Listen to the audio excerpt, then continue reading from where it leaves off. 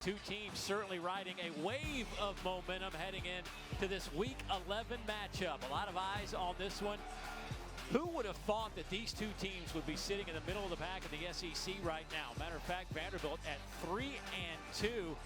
Look at that. I mean, they're just out of first place in this conference at 3-2 conference mark. Meanwhile, South Carolina at 3-3 in league play. And a good afternoon, everybody. It is a cold, cool, dreary day here in Nashville, but our football should be certainly something to watch today. Dave Neal alongside my partner, Aaron Murray. So glad you could join us. And if you had these two teams that combined 11-6 here in November, well, I kind of want to hang out with you. Yeah. How did we get here? Well, it's not fluky. I mean, these two teams are playing really good ball on both sides. It starts with great quarterback play. We're going to see some tremendous highlights from those two quarterbacks. And then solid on the defensive side as well. I mean, they've been a lot of fun to watch, and I'm with you, man.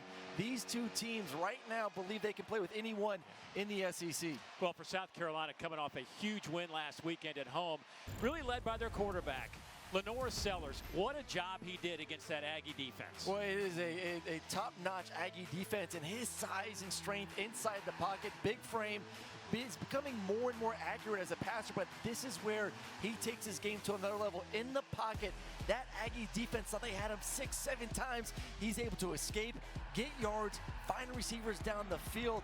A career night and an amazing victory for Carolina a week ago. We'll see if they can continue that momentum here on the road against Vanderbilt and their defense. Yeah, the numbers staggering for Lenora Sellers, and maybe just scratching the surface with this young man. Career high passing yards, career high rushing yards, and totaled 3 touchdowns last week.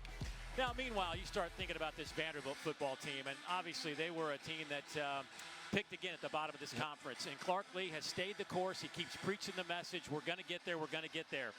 Well, it seems like they're there now. How'd we get here?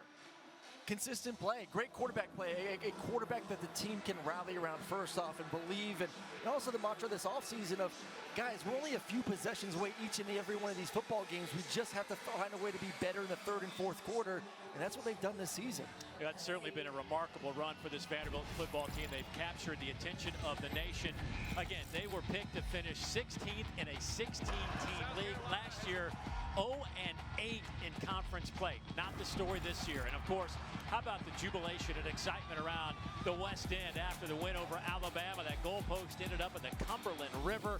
Just a great night to be a Vanderbilt football fan. And listen, this is a team right now that certainly has a chance to be undefeated in the league, just a couple of possessions away from knocking off Missouri and Texas. They have won 6 of the first 9 games for the first time since 1982. That team went on to finish 8-3 for the season. But this is all, I guess, set up because of one guy named Diego Pavia. He is, I call him Mini Tebow.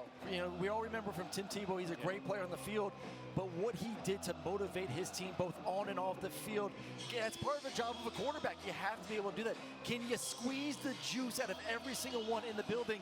And he's done that since the moment he stepped foot on campus. Been an exciting ride right now for Vanderbilt football. Still a lot left to be played for. For more on this Commodore Club, let's go down to the sidelines and check in with Ashley Shamedy. Dave, Aaron, you guys talked about just the successes Vanderbilt has had and, of course, becoming bowl eligible. What it means for the program. Head coach Clark Lee and the players proudly wore these shirts after their win against Auburn. Maybe not every team would proudly rock these shirts, but they know just how much it means to be in this position, just how much hard work it took to get here. And talking to Diego Pavia, man, he might be the most confident player that I have ever met. His confidence has influenced this team in the most positive way and has really taken him as far as they've been able to get. For South Carolina, they know that they do not want to lose the edge. They don't want to lose that momentum after facing and winning against Texas A&M. Talking to head coach Shane Beamer, he said not being ranked in the top 25 is motivation enough. And he said, look, if we want to do some work in the postseason, we got to get there first. That's what they're hoping to do. That's the mentality heading into today's game, guys. Well, the mentality for Shane Beamer is keep it up. I mean, this has been a team that has, again, you said, I mean, both these clubs feel like they are just a few plays away from having dramatic seasons. Well, you think South Carolina, the LSU game when Norris goes down, the interception return for a touchdown that was called back, the fumble versus Alabama. Yeah, both these teams handful of plays away from being in that conversation of a playoff team right now. South Carolina has dominated this series of late. They have won 15 straight meetings and lead the overall series 29-4. Vanderbilt's done a lot of firsts this year, and they could hope to be the first team to beat South Carolina in the last 15 years this afternoon here at First Bank Stadium in Nashville. Again, it's been sprinkling light rain for the last hour or so, expecting rain throughout the game this afternoon. We'll see what kind of impact that has. Junior Sherrill on this kickoff return. Junior Sherrill with a good return out to the 34-yard line, and that is where the Commodores will start things. A 26-yard return, and Diego Pavia coming out to lead this team. The graduate who came in from New Mexico State after 2 years in junior college. Last week, just 9 of 22, or 143 yards and a couple of touchdowns, but when he needed to make a play, he did. It was a very slow start against the Auburn defense, but they didn't make mistakes. And like I said in the open, they find a way to just to get to the fourth quarter, and then from there, will these victories out.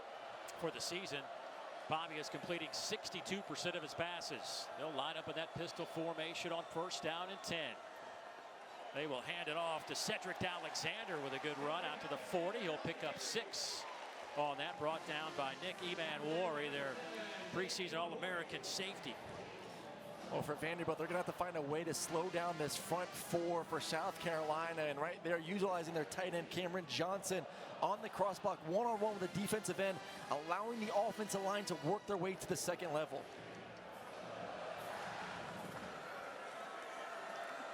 Vanderbilt offense averaging over 30 points per game, 10th in the Southeastern Conference, top 50 nationally.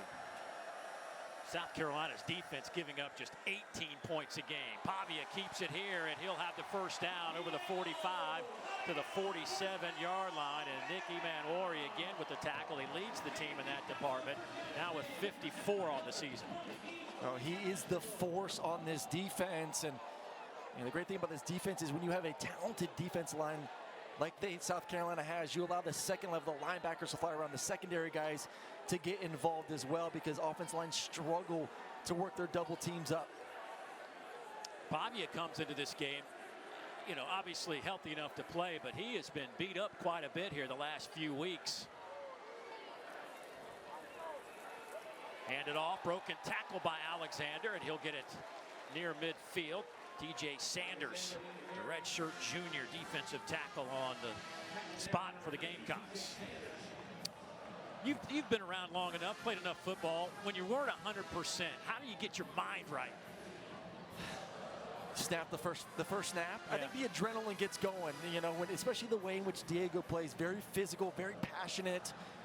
Once you commit to, hey, I'm out there and I'm going to play this football game, you just kind of let the adrenaline take over from there. He's a guy, too, that you'd almost have to take him out of here on a stretcher for him not to play. Oh, good tackle. That's a loss of 3. Debo Williams came flying in to disrupt that one. Well, this is what this defense wants to see from Debo Williams. He is a guy that is what we call, he needs to be a better GPS linebacker, be able to diagnose and then get downhill. Oof. He's been known for his physical nature and the way he plays. This defensive coordinator and this defensive staff want to see him diagnose, be a little bit more patient, and then bam, utilize athleticism to make plays like that. Tackles down a bit from a year ago when he had 113. He's up to 44 now in 2014. 3rd and 11. 4-man rush. Pavia flushed out of the pocket, throws on the run, and it'll be incomplete. Quincy Skinner was the intended target, but the pressure came from Big Tonka Hemingway. It's not a spot you want to be if you're Vanderbilt. 3rd and long situations, they know they must win. Wearing number 47. They must win 1st and 2nd down. They want to be in the 3rd and more 6 and under range, because these defensive ends, if they know you're taking a 3-step drop with a hitch or a 5-step drop, they're just going to pin their ears back. Juju McDowell back to return this punt. He will call a fair catch at the 15-yard line, and that is where South Carolina will begin their opening possession behind their quarterback, Lenora Sellers, the redshirt freshman out of Florence, South Carolina, led his high school team to a state championship. Played sparingly last year behind Spencer Rattler. but has busted onto the scene. You see his overall numbers: 60% completion percentage, 7 touchdowns, 4 picks. Last week, 2 touchdowns, no interceptions. And again, a career day with 244 through the air and 106 on the ground.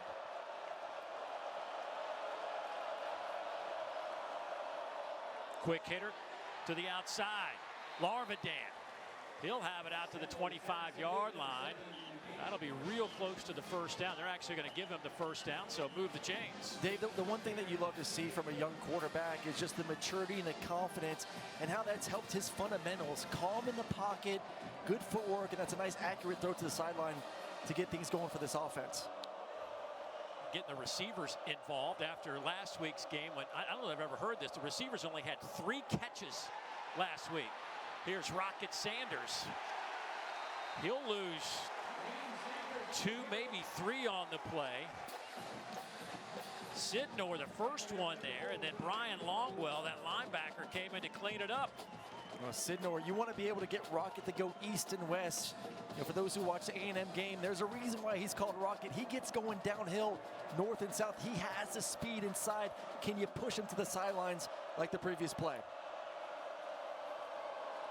Handoff goes to Sanders. He is tripped up just shy of the 30-yard line. That's a 6-yard gain. C.J. Taylor and Maurice Hampton combined for the stop. You know what's amazing is a year ago, this South Carolina team could not stay healthy at offensive line. A bunch of starting lineup for the first 9 games of the season. This year, they've been healthy. The only team in the SEC that's been consistent all 9 games with their starting 5. And you're seeing now the maturity of the offense, running the football and passing it. But it starts with the big uglies up front. 3rd down and 6. South Carolina, 33% on 3rd downs. This one's dumped up underneath, caught there by Nick Harbor, the sophomore speedster, and he'll have the first down. For Nick Harbor, that's just his 12th catch of the year. Well, they want to get him involved. Big body. Love those type of bodies on crossing routes, easy throws. And has the speed to run right underneath those linebackers. Already 2 catches by the wide receivers, 3 catches for 20 yards against Texas A&M. Dump it off to Sanders. He's got some room to run. He'll stutter step around the 40 and fall forward out to the 44-yard line. A 9-yard pickup. That's Linus Zunk on the stop. Well, we talk about the maturity of Lenora Sellers, and part of that is figuring out and trusting your offensive line and then getting through your reads. Right there, he has curl flat to the field. He doesn't like it. He steps up. Instead of running the football, he finds his 4th option, the running back, into the boundary. They'll fake it to Sanders over the middle. This pass is incomplete. Jared Brown was the intended target. Martell Height was in his back pocket the whole way. Just an RPO. Good read, sees the seam, but better coverage on the back end. Looks like he's able to get that right hand. Hand fighting by both guys. Good no call there defensively. 3rd down and a yard. A lot of size in that backfield. Just got to get downhill. Little option play. Sanders, a collision right at the 45, and the pile is pushed forward, and he'll have the first down. Height and Zunk there, but not enough to stop South Carolina from picking up the first down. Well, if you want to crash to the inside and play what we call a bare front, head up, nose, 2-3 techniques and 2 5s, essentially you leave that defensive end alone, and you're just playing point guard as a quarterback one-on-one with him. If he crashes, you pitch out to the outside for the first down. First look at Oscar Attaway, the 3rd, in at running back for the Gamecocks. He'll get the handoff here, hits the hole in a hurry, and he'll cross midfield. So a very patient, methodical drive that started back at the 15-yard line for South Carolina. But this is what Vanderbilt wants. This is what Vanderbilt has done all year on defense. They're patient. They keep everything in front. And their mindset is, this is a college offense. At some point, they're going to make a mistake. Boy, they'll bunch 4 receivers to the near side. Sellers, though, will keep it himself. He's trying to run for it, and he'll have it around the 40-yard line. Another Gamecock first down, a 7-yard pickup by Sellers. Well, they're trying to do a pump fake like they're going to do a screen to the outside and then hit the verticals. Defense does not bite.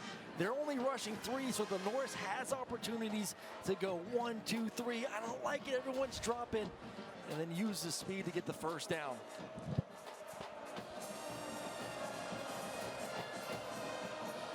South Carolina offense averaging 30 points a game. Vandy defense giving up just 21 a game. Here's another option. Oh, and a big collision.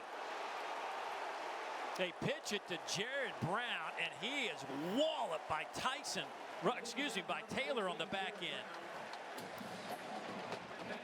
Well, we knew they're going to try this option game. They just got a first down on it. You got triple option, you got the dive, you got the quarterback run, and then you got the pitch. And Colby Taylor said, no thank you. Great, nice tackle low. Sellers off to Attaway, breaks a tackle, breaks another tackle, and he'll be close to the first down. He's to the 30-yard line. Maurice Hampton finally brings him down. A pickup of 11, but 2 big missed tackles. And for Colby Taylor, who just had the massive tackle the previous play, he has an opportunity right here to get the running back down and just, I don't know what kind of tackle technique that was. Looks like he's maybe trying to punch the ball out. But talking with the staff, they know you got to wrap up these big backs and quarterback for South Carolina. 11 plays on this drive, 5 minutes off the clock. Sellers, he's inside the 25 down to the 24. Now this is hard for an offense. It truly is. We just talked about Vanderbilt saying, hey, we're fine with these big drives because at some point we feel like the offense is going to make a mistake. You have to lock in as an offense each and every play. Second down and 5. Sellers over the middle. That one's batted in the air and almost picked off. Brian Longwell already has an interception this year, batted it in the air. Oh, there's that mistake we talk about. At some point, the offense is going to give the defense an opportunity to make a play, and they're trying to sneak a running back from the backfield up the seam as the number 3 guy. And close to a tip interception there. Third down and 6. Gamecocks 2 of 2 on this drive on third down conversions, and there is a flag and a false start against South Carolina. False start, 53 on the offense, 5-yard penalty, third down. Well, that's the center, Vershawn Lee. Well, in comes Simon, the tight end who was terrific a week ago versus A&M. 4 catches, 132, 2 touchdowns, number 6. He's going to be in the slot.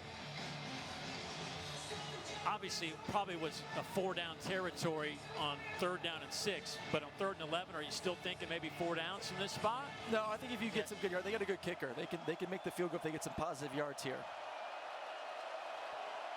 Yeah, both these teams have had fantastic special teams work this year. Part of the reason they've had some success, but a timeout taken. Vanderbilt, they're first. By the Commodores. 3rd and 11 coming up. Timeout on the field, back in a moment.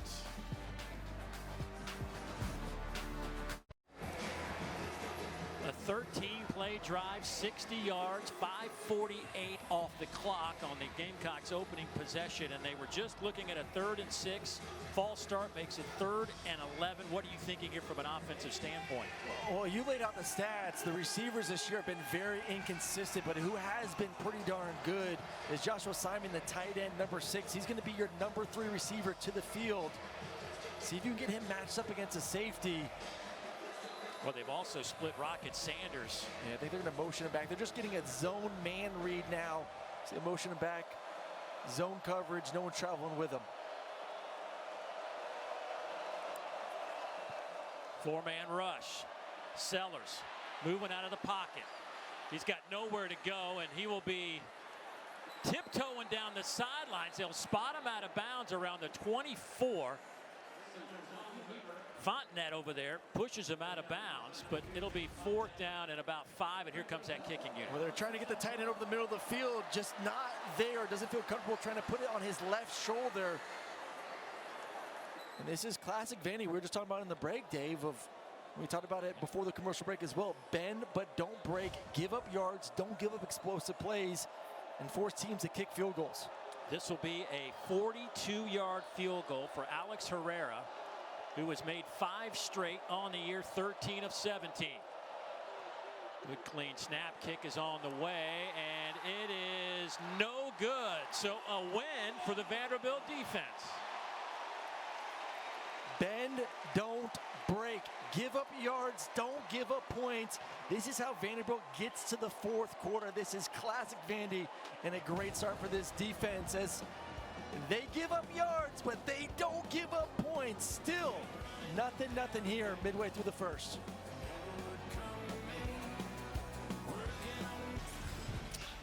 Well, that'll cost you a few bucks when you storm the field. Matter of fact, how about this, that the money, when you get fined for storming the court or the field, whatever it may be, that money goes to the opponent that you were playing against that particular day. So I think that those guys, certainly those two schools, didn't mind writing those. I don't want to say they didn't mind, but there are certain. They didn't mind. Yeah, okay. I'll say they didn't mind. Boy, some great scenes in college. You got to love college football. Pass is caught there by Eli Stowers, and he'll have the first down out over the 35 to the 36-yard line. Demetrius Knight on the stop, but that is catch 39 for Mr. Stowers. Expect more of this. You're going to see pulling offensive linemen. Again, Diego on the move outside the pocket, clean throwing lane, and obviously gives him the ability to, if nothing's there, to pull it down and run. But we got two premier tight ends in this football game on both teams. Cedric Alexander lines up to the right of Diego Pavia. 4-man look from the Gamecocks on a first down and 10. They'll bring an extra rusher, flushes Pavia. Back over the middle, has Stowers for a moment, and a heck of a play on the back end by Demetrius Knight, who was running step for step with Stowers. Well, for both these quarterbacks, as a defensive player, you have to rush at their upfield shoulder, because they have the speed and athleticism and awareness to get around. And thought we were about to see another incredible play from Diego, and defensively the speed on the back end and all three levels for South Carolina. Very few holes. Second down and 10.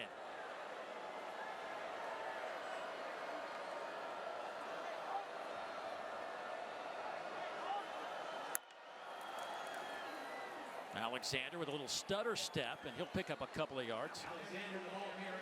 Time for a kind of a big deal, which is brought to you by Old Trapper and some guys that will probably be a big deal before this game is over. Yeah, Stowers at tight end, and then those two defensive ends, Kennard and Stewart, two of the best in the SEC. Putting some pressure on Pavia, and he just airmails it and almost ended up with a reception. And a couple of Gamecocks are banged up on the back end behind the play. It looks like Kennard and Hemingway.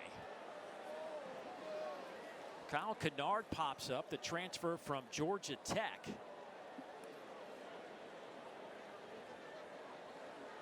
Tonka Hemingway, the fifth-year senior, they call him, or at least defensive coordinator Clayton White was talking to us this week, and he calls him the quiet assassin. Mr. Consistent, too. Just a guy that's been here, done that. You see him walking off the field, but we did ask, like, are you worried about all these double teams for their defensive end? And number 15 will be wearing number 47. And Clayton White's like, no, we're not worried about double teams on the outside because our defensive tackles are so good that you need to focus on them as well. TJ Sanders, Hemingway, Huntley.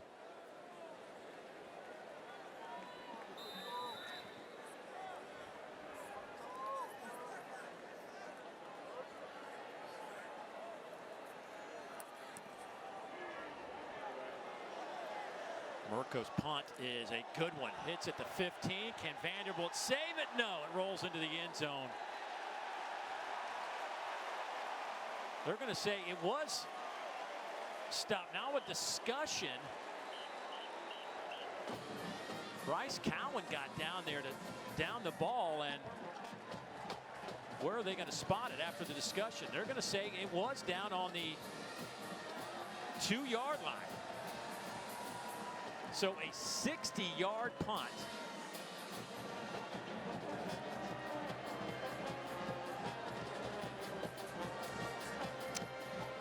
So South Carolina will have it backed up. Second possession of the game, and a scoreless tilt in Nashville. Back in a moment.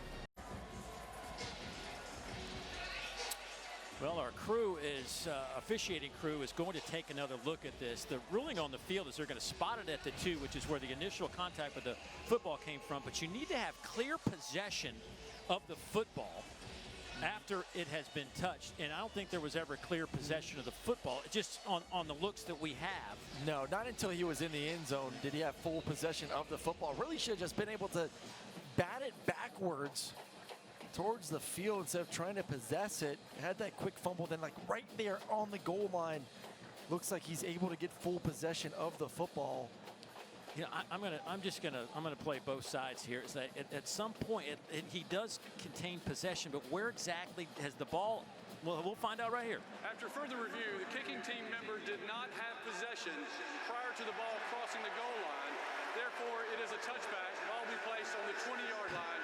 First down, South Carolina. And that is a huge break for South Carolina. Huge break. I mean, we just saw how tough it is to drive the length of the field and put points against this defense, and having to go 98 yards is a daunting task.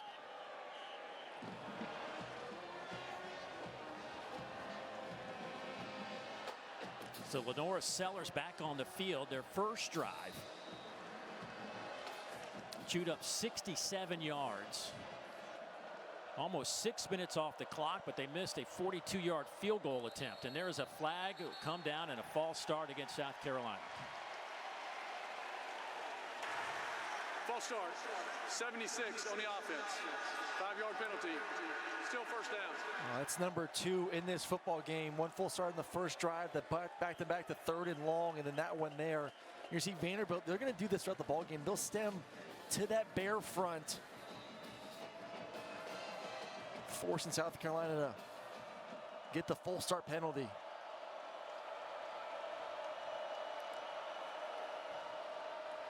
Sellers trying to run out of some trouble. Lost the football. It's on the turf, and Vanderbilt has it. Langston Patterson corrals it around the 15-yard line, and the Doors are in business.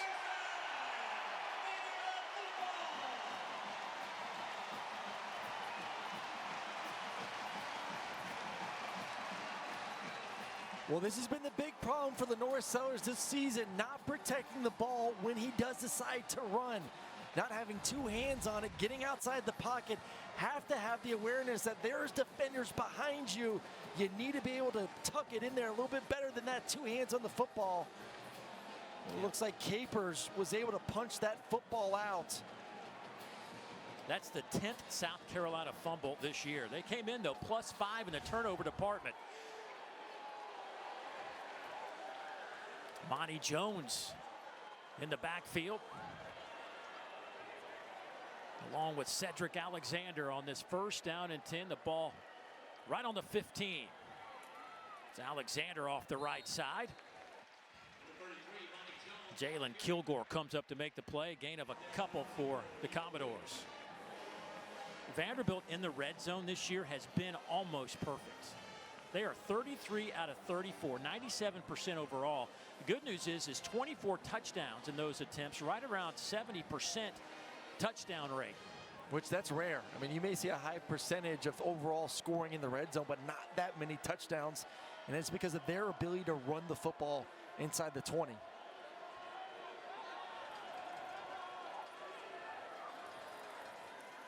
Pavia looks to throw, has it knocked out of his hands. Does South Carolina have it back? Yes, they do. Kyle Kennard comes up with the football. That defensive front got on Pavia in no time. Well, these were our impact players of the game. Kyle Kennard coming off the edge, just uses speed to get right around. It's an RPO, run pass option. Pavia decides to pull it, and just not enough time to release it as that speed from the edge. One of the best in the country to do it. is Kyle Kennard, another sack and a big one to get his offensive football right back. Kyle Kennard with yet another sack. Kennard now is up to 9.5 on the season. Handed off to Rocket Sanders, and he is stopped for no gain.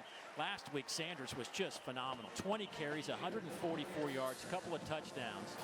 Also 92 yards on 5 receptions. When he is healthy, he is a premier. I mean, you saw it at Arkansas a couple years ago, was banged up last season, but when full go, he can roll.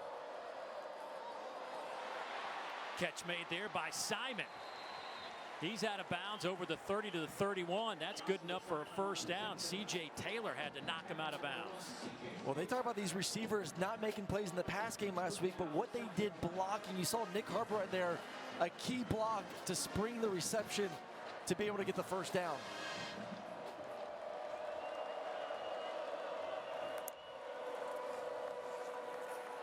Sellers, a lot of movement on that formation, trying to hit Gage Larvadan. It's incomplete. Well, that was a classic example of a lot of eye candy.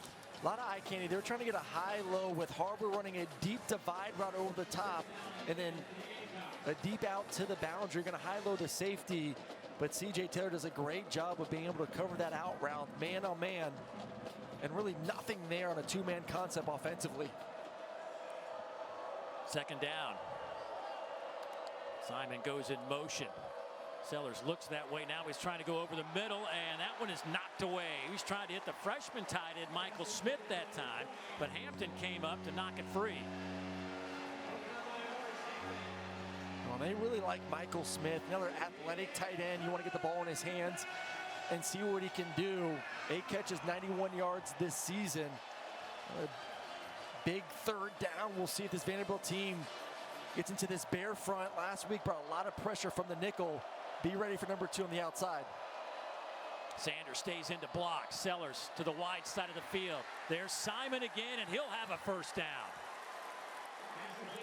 This is exactly what they did defensively a week ago. They get into the bear front, and then they'll bring Fontanetti from the outside. And this is South Carolina watching. It's going to come from this side. And look at that. Running back comes right across. I mean, they brought this blitz day probably 6-7 times a week ago. South Carolina prepared. Running back travels, picks it up, able to give his quarterback the necessary time to make the completion. On first down and 10. Inside handoff to Sanders. Rocket across midfield to the Vanderbilt 47-yard line. Combination of Taylor and Hampton able to trip him up, but a 10-yard pickup. Well, then Henry, too, coming from the tackle position, absolutely lays a boom on the linebacker. And for Sanders, you make a good block, you get rewarded with a nice run afterwards. Give it back to Sanders. He's to the 43-yard line. And we've talked a lot about Rocket and his disappointment last year, just injured, only 6 games. I mean, the numbers were just staggering low for a young man that 2 years prior rushed for 1,400 yards. He had just 209 yards rushing a year ago. But a glimpse last week of what it could look like. Boy, tripped up as he falls forward out to the 38 by Colby Taylor. I love the misdirection right there. Getting a receiver to fly across in that jet motion, gets the linebackers moving one direction, and able to get enough to get to this third and manageable situation. Watch that edge pressure once again, and we'll see if they let this thing run to the end of the first quarter. Yeah, the clock will hit zeros after 15 minutes of play. Of the first quarter. Both teams have turned it over once, but there are no points on the board after 15 minutes of play. Second quarter football coming up on the other side. Here with head coach Shane Beamer. Coach, that defensive front giving you guys a redo. How have been able to just disrupt Pavia in this first quarter? Yeah, we're pretty good up front. They make it a challenge for you just because of the multiple personnel groupings they have, the formations. But if we can keep him in the pocket, which we haven't been able to do enough, but if we can keep him in the pocket, we like our chances with our defensive line against anybody. All right, Coach, thanks. Good luck. Thank you. Yeah, they're pretty good up front. Rocket Sanders on 3rd and short will pick up the first down, the opening play of the second quarter. It's just so hard in these situations to be able to stop a quarterback that's 242 pounds. You got a running back that's 230 as well. An offensive line that has been playing really well as a unit this entire season.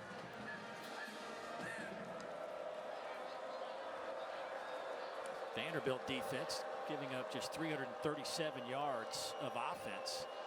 Top 40 in the country. Only 21 points allowed per game. Here's Sellers, and that's what they do. They just play with a lot of energy. They swarm to the football, and we've seen them bend a little bit, but they have not broken today, and that's one of their leaders right there, Langston Patterson, the junior linebacker from right here in Nashville. When we talk about Nick Harbor and the blocking he did a week ago, had a nice block early on in this possession, but right there one-on-one with Patterson, and on the outside, you got to be able to log that defender to the inside, just unable to do that. Number 10 is just too good at that second level. Now it's 2nd and 13. Sellers scanning the field, finally throws underneath, caught there by Nick Harbor, and Nick is inside the 20.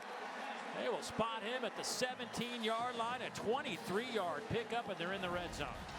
A couple nice catches for Nick Harbor in this football game. Actually had a seam route to his left for a possible touchdown, doesn't see it. Once again, I just love the fact that Lenoris, who is so athletic, that was dynamic running the football a week ago, is moving around in the pocket but keeping his eyes up and locates another receiver down the field. Here comes some pressure from the Commodores. Gamecocks see it, and they strike for a touchdown. Josh Simon, 17 yards.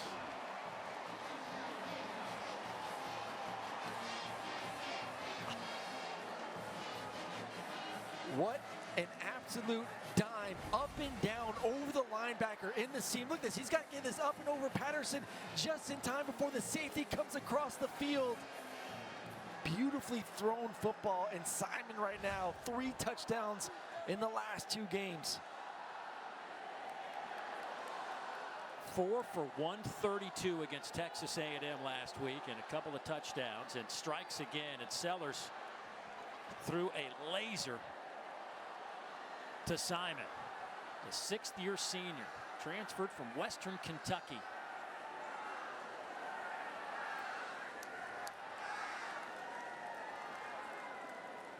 Well, that is Taylor, who got flipped up in the air on that blitz.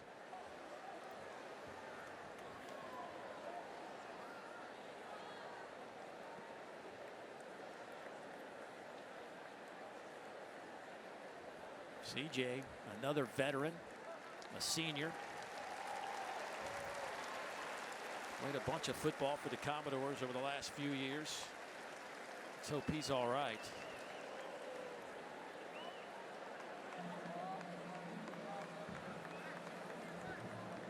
But South Carolina putting 6 on the board, looking for 7 after another lengthy drive. Their first drive was 14 plays, almost 6 minutes, but missed a field goal. This drive is 12 plays, 81 yards, 4:45 off the clock. Extra point is up and good.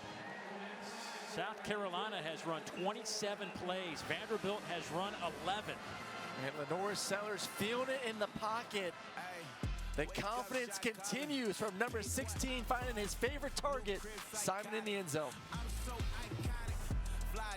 Welcome back to SEC Network Football, presented by Sonic. South Carolina puts the first points up on the board. They lead 7-0, and now Vanderbilt will try to match that. But some news in the last 24 hours coming out of this Vanderbilt program, as the Commodore quarterback Diego Pavia has kind of gotten into the news. We'll explain that in a moment, trying to get some more eligibility, hoping his college career is not over. And certainly Vanderbilt would love to have that, as Pavia has brought some electricity and some juice to this program. Pavia has sued the NCAA in federal court. He did that yesterday, saying that bylaws that reduce the number of seasons junior college players can compete at Division I schools are unlawful and restrict their ability to earn money off their name, image, and likeness. Now, the lawsuit requests an injunction that would grant Pavia 2 more seasons of eligibility Pavia, who is 23, played 2 seasons at junior college before transferring to New Mexico State. He enrolled at Vanderbilt in June with the belief that he would only have 1 season of eligibility, but he's trying to obviously make that last a little bit longer. Pavia will keep it up the middle and a big collision at the 30-yard line. So my question to you is, Aaron, obviously, if he wins the lawsuit and gets another year, great for Vanderbilt. 2 years maybe. But, yeah, but are we opening up a can of worms that we can't get back in? Oh, definitely can't get back in. Listen, the rules were I couldn't make money for 4 years. Can I go back and get 4 more years so I can go make money on my name, image, and likeness? You know, come on. I want 4 more. I want to get a nice Lamborghini to drive around campus. A.J. Newberry in at running back.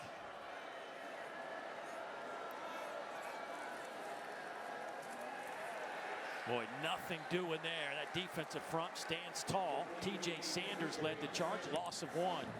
Ooh, T.J. Sanders one-on-one with the guard and just does a nasty swim move over the top. Just no chance. The best defensive tackle on this team. You're going to put him one-on-one. Like we said, hey, who do you double team? Because everyone on the defense line can win their one-on-one battles. 3rd down and 5. Vandy 0 for 2 on 3rd downs. And they're going man-to-man across the board. Newberry splits out in motion. South Carolina bringing some heat. Passes caught right at the 35, and that's going to be good enough for a 1st down. Eli Stowers again with another clutch reception. Well, man on man, you got to go to your go-to receivers, and for both these teams, it is the tight end position, and that is an incredible catch with someone draped all over you. And then Diego with the accuracy, something that you talk to the coaching staff, that is the biggest thing that he has proved during his entire career, is just those pinpoint throws. Fresh set of downs for the Commodores. They needed that 1st down. Keep that defense off the field for a moment, but nowhere to run on that possession. Dylan Stewart leading the charge as a bunch of white jerseys swarm Newberry. This feels a lot like last week, just the inability to run the football early versus Auburn. And the big issue, obviously, is just these one-on-ones on the outside or inside. A couple plays ago was T.J. Sanders. That time it's from the defensive end, Dylan Stewart. And right now, wouldn't mind seeing getting your quarterback on the run, clean look, and then also give an option to run the football as well. 2nd down and 10. Ronnie Jones in at running back. They'll fake it to him, and Pavia being chased. Backpedals all the way to the 13, throws it up into the South Carolina bench. No flags for grounding, but here comes a discussion perhaps. And everybody says there was a receiver in the area. Definitely outside the tackle box. Well, I think the other discussion too is, did it pass the line of scrimmage? The line of scrimmage as well. And I thought we're gonna like a little Johnny Manziel-esque here. I talked about his leadership and how he reminded me of Tebow. Some of the stuff he does in the pocket as well reminds me of the former A&M quarterback, just so slippery. So now it's 3rd and 10.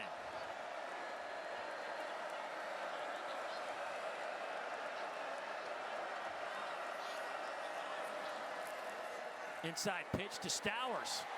He's over the 40 to the 43, a couple of yards shy. Nick Emanuori with another tackle for the Gamecocks. That's a play they ran a bunch throughout the season, especially against Texas, where you get these edge rushers that want to get up the field so fast. You pitch it underneath them to your athletic tight end and hope he can make a couple guys miss, but just a little bit too long of a distance for him to get there. So here comes the punting unit for Vanderbilt. Jesse Murko, 2nd in the SEC, averaging 47 yards per return. Jalen Kilgore back to return.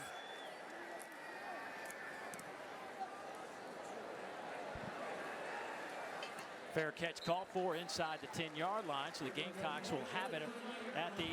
49-yard punt, no return. 7-0 South Carolina. Back in a moment.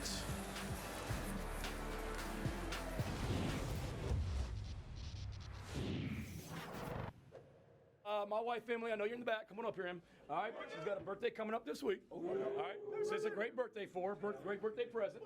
I told my kids all week that if we won this football game, all right, I was going to do a little celebration for her here in the locker room. Right. I'm going to need y'all's help, but we ain't singing happy birthday. Don't think it's that. Did Coach Beamer set the bar high or what? You just saw him bringing in his wife, Emily, into the locker room after that win over Texas A&M. Coach Beamer and the team singing Fantasia's song, When I See You, a song they've been playing at practice all the time. So obviously Coach Beamer said it was a no-brainer to play that song to his wife for her birthday if they won against the Aggies. And Coach Beamer telling me that Fantasia herself reached out to him after that. He also said, man, he's gotten so many texts from husbands, other coaches saying, you're making us all look bad, guys. Well, happy birthday to Emily. Last Thursday. And how about this run? Attaway with a 11-yard pickup and really grinded for the last 4 of those. That'll move the chains. A little tempo here from South Carolina.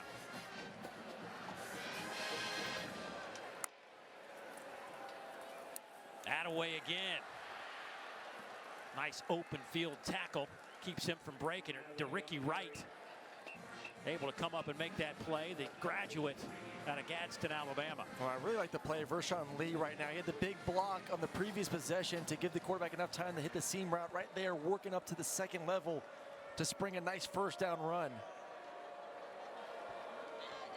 2nd down and 4. This time Attaway is wrapped up as he got back to the line of scrimmage, maybe a yard. Langston Patterson there. Patterson now closing in on 50 tackles. Led the team with 74 tackles a year ago. I just love his patience. He's not too quick to get downhill. He lets it all develop in front of him and then sees the hole and then gets down there to make the tackle. But this has been an area that South Carolina has been very successful in this ball game, 3rd and short situations. See if this defense gets into that bare front once again. High snap. Sellers gets wrapped up. Did he get enough for the first down is the question. Linus Zunk had his arms around him, but I think the big quarterback at 6'3", 242 may have grinded out enough for the first down. Patterson, though, is down for Vanderbilt. Tell you what, Sellers has not had the freedom, the open space to move around like he did. Now he dodged, I mean, he avoided, had to be 7, 8 sacks last week with his legs. Hey, listen, the offensive line played terrific against that A&M defense, but really it was Lenoris making plays, and this is a very, very good defense right now. It's very disciplined. Clark Lee taking over the play calling duties. Something that he's trying to figure out in the future what he wants to do, if he can do both head coaching and calling plays, but has done a great job with this unit this year. And so far this game, really limiting the explosive plays before that, besides that nice long touchdown pass in the red zone. Well, I had a long conversation with him yesterday in the offices. The only problem was the first 15 minutes we were talking about his smoothie, his nutrition, right? He's in probably the best shape he's been in since he left playing football. He looks like he can go out there and play linebacker right now. Put him back at fullback too.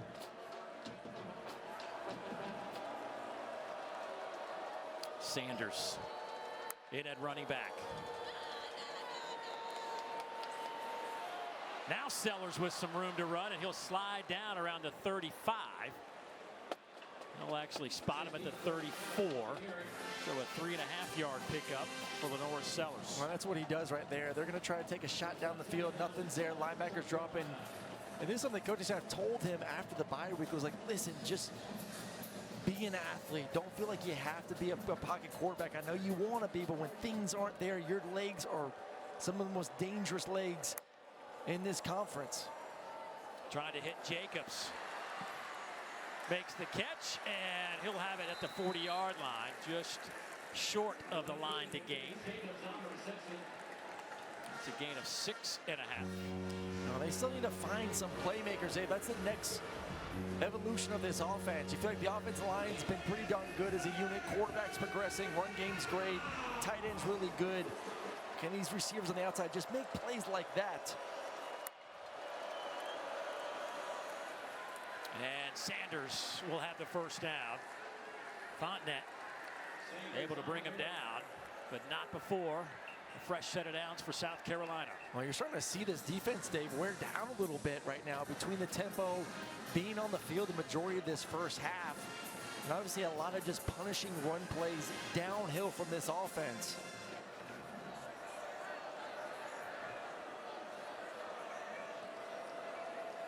South Carolina has doubled up Vanderbilt in the number of plays here in the first half. It's 34-17. But only 7 on the board. And Sellers lost it out of bounds, but he'll lose some yardage. Martell Height running step for step with the quarterback, and he'll end up losing what looks to be about 4.5 yards. Rinaldi, too, as well. 24 does not come down. He stays to the outside, forcing Norris to go east and west instead of north and south, pushing him to the outside. And man, it's been rare that we've seen Vanderbilt win a first down. South Carolina's been ahead of the change. We'll see if this defense can get another good play. Langston Patterson, by the way, back on the field. Sellers up top. Pass is caught. Are they going to say inbounds? Incomplete. Heck of a grab over there by Jacobs. It's just a smash concept. You're going to get a flat route, then a corner on top of it. And Norris is just, he's late. The ball should have been thrown a hitch before. Would have been an easy catch completion. And I don't know, Dave, they may need to take a look at that one. Foot might have been down. Doesn't look like the ball was moving. It looked like he was bobbling that from my perspective. Sellers bounces off a couple of players. Gets a block on the outside and will tiptoe out of bounds around the 49. Good block there by Sanders to give his quarterback an opportunity to make a play. That's just Capers one-on-one. Going to get the inside move going this way and beats the tackle. Thompson, the talented freshman. But hey, you talk about what Norris did a week ago against A&M. That's a little bit of that magic right there, turning a negative play into a positive. Unable to get the first down, but at least not a negative sack. Well, one of the few times Vanderbilt able to put South Carolina behind the chains, and it pays off as they force the punt.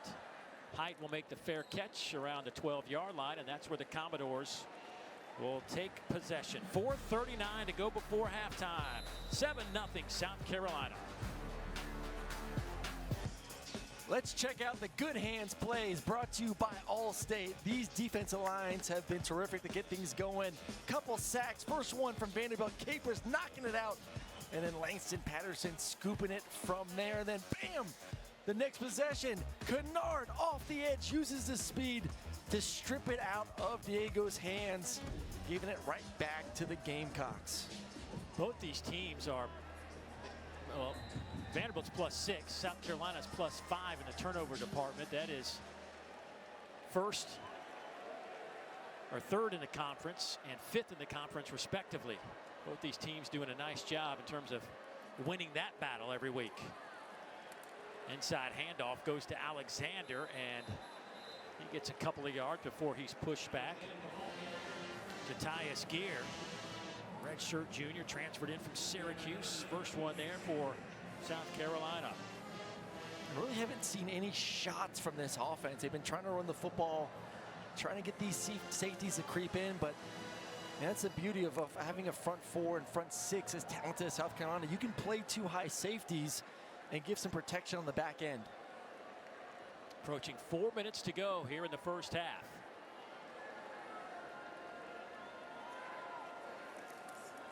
Pavia will keep it. That defensive front just so fast. Dylan Stewart, the freshman, closes on Pavia in no time. A loss of a yard. The speed of Stewart is absolutely scary. I mean, look at the first move off the line of scrimmage. Wham! I'm in there. No chance for Pavia to get anything on that run play. Reminds me of a guy that I went against, Jadeveon Clowney. We're in the same uniform. I mean, it's coaches try to stay away from making those type of comparisons because Clowney was so good, a generational talent. But I mean, there is so much to like about Dylan Stewart's game. Third down. Wide side of the field throw, and it is caught. Is it good enough for the first down? And yes, they'll give him a fresh set of downs. Well, it's a unique protection here because the fact that they're not really able to hold up. Watch the offensive line. You play it. They cut in the inside. I mean, if you can't go one-on-one, be able to knock the legs out of the defensive lineman and clear up the throwing lane for your quarterback. He locates the one-on-one, throws it with accuracy to get the first down. But listen, you can't block him. Just knock him down at the knees. First down and 10. 2.5 minutes to play. First half here in Nashville. Inside handoff goes to Alexander. Demetrius Knight Jr. and Nicky Manwari converge on that tackle. Oh, I was impressed there with Stowers coming across and taking on a block. We know how good he is as a pass catcher, and probably could put about another 10 pounds on to really give him a little bit more meat in the blocking game. But right there, taking on the defensive ends, no easy task. The 2-minute timeout. Second down and 5. Vanderbilt trying to tie this one up late in the first half. Auto Owners Insurance halftime report coming up in just a few minutes. Against Orange Wishes, we'll show you the Texas-Florida result. Against Ben's Wishes, we'll show you what's happening in Oxford. How about the defenses here, though? Yeah, it's everything it was built up to be. Nothing happening offensively. 59 offensive yards for Vanderbilt. Murray's aware of what's happening in Oxford, I'm sure. Oh, yes, he is well aware, Dari. I keep asking him, I know what the score is, but I keep asking him, what's the score? Second down and 5. Pavia, he'll pick up the first down. Demetrius Knight with another tackle for South Carolina. TJ Sanders able to win his one-on-one up front, and Pavia able to elude the defender in the backfield. For them to stay on the field right now. Don't want to give South Carolina the ball back this half. Pavia over the middle. Pass is incomplete. It bounces off the turf, trying to hit Richie Hoskins. That'll stop the clock with 1:40. Vanderbilt has a couple of timeouts left. Well, you see Pavia having to drift a little bit there with Dylan Stewart and a nice spin move coming off the edge. Ball's almost like a little bit of a sinker working away from the receiver. And Hoskins just unable to rear it in for the first down. Vanderbilt has scored in the first half of every game this season. The last time they were shut out in the first half was last year against South Carolina. They trailed 13-0 in that game. Man to man, see if you can find your tight end. Pavia tries to run for it, but again, just too much speed on South Carolina's defense. Demetrius Knight, who's actually been clocked at 21 miles per hour this year, runs a 4.5 chases him down. Well, it starts with the defensive line up front being able to eat the double team up. Watch, we're going to get a double team, and they're unable to get to Demetrius Knight, and he's able to then run free. Watch this. Boom, double team. It's actually from Tonka Hemingway, excuse me, but still, these linebackers are able to utilize that speed Dave just talked about because of the double teams. The front's able to take over. So now third down and 10. Under a minute to go. And a timeout taken by Vanderbilt. Timeout. Vanderbilt. Their second. This will be a 30-second timeout. Boy, a lot of chirping going on. Well, last time they're in this third and long situation, they utilized for the second time this game that cut block to give Diego enough time to throw the ball down the field. I also haven't talked about Stowers as much in the pass game as well. Can you find a way to get him a matchup somewhere in the slot? But it's hard to play football 3rd and 10. Going against this defensive line, you got to get some chips from running backs and tight ends. But the problem is you want to get your tight end out and route. You don't want him chipping and not being able to get to that first down mark. South Carolina averaging 39 points over their last 2 games, held to just 7 at this juncture. But this South Carolina defense is the real deal, folks. Giving up less than 19 a game. Top 20 in the country. Overall, they're 16th in the country and just 304 yards allowed.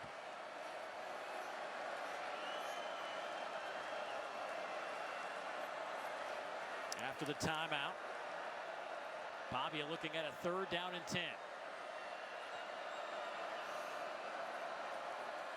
Pressure comes. Pavia gets out of trouble. He's going to run for the 1st down. Hurdles a man, is walloped at midfield.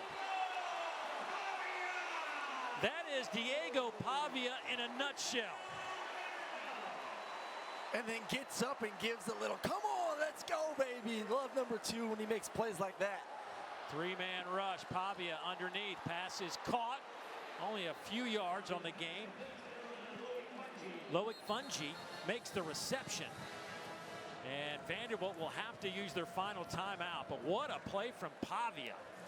Well, South Carolina is actually going to look like they're bringing pressure from the field on that play a couple plays ago. Then they're going to bring it from the boundary. So he's saying it's coming from the right. It actually comes from the left side of your screen. And that's just number 2 doing what number 2 does all season long. When things aren't going well on offense, he finds a way to Houdini out of it. And then showing the ups as well, going up and over a defender for the 1st down. Well, here's some news. Dylan Stewart, the freshman defensive end, will hop up and limp toward that sideline. 33 seconds to play. With an injury with less than 2 minutes remaining, there's an option for a 10-second runoff. Vanderbilt has declined that option. The clock will start on the snap. They will not be charged their 3rd timeout. They have 1 timeout remaining in the 1st half.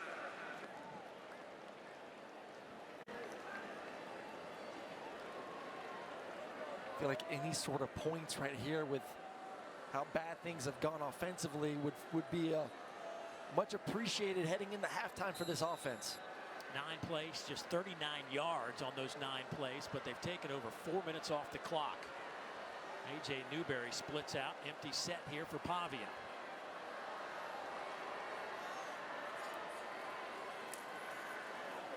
Pavia heaves it up in the air, and this one is knocked away. Just floated too long.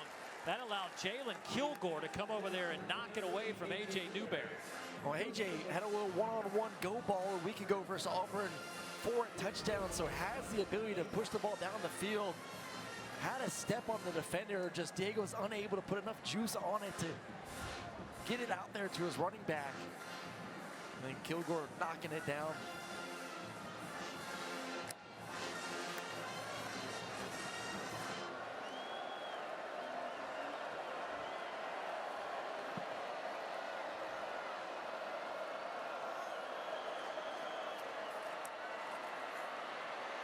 Pavia over the middle, and this one is incomplete.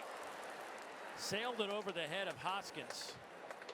O'Donnell Fortune back there in coverage, and that'll bring up 4th and 9 with 20 seconds to go. And here comes that Vanderbilt punting team led by Jesse Murko. Told you he's 2nd in the conference, 3rd in the FBS in punting. That's because his counterpart tonight, Kai Kroger of South Carolina, is 1st in the SEC and 2nd in the FBS in punting average. Nobody is back to return this punt for South Carolina.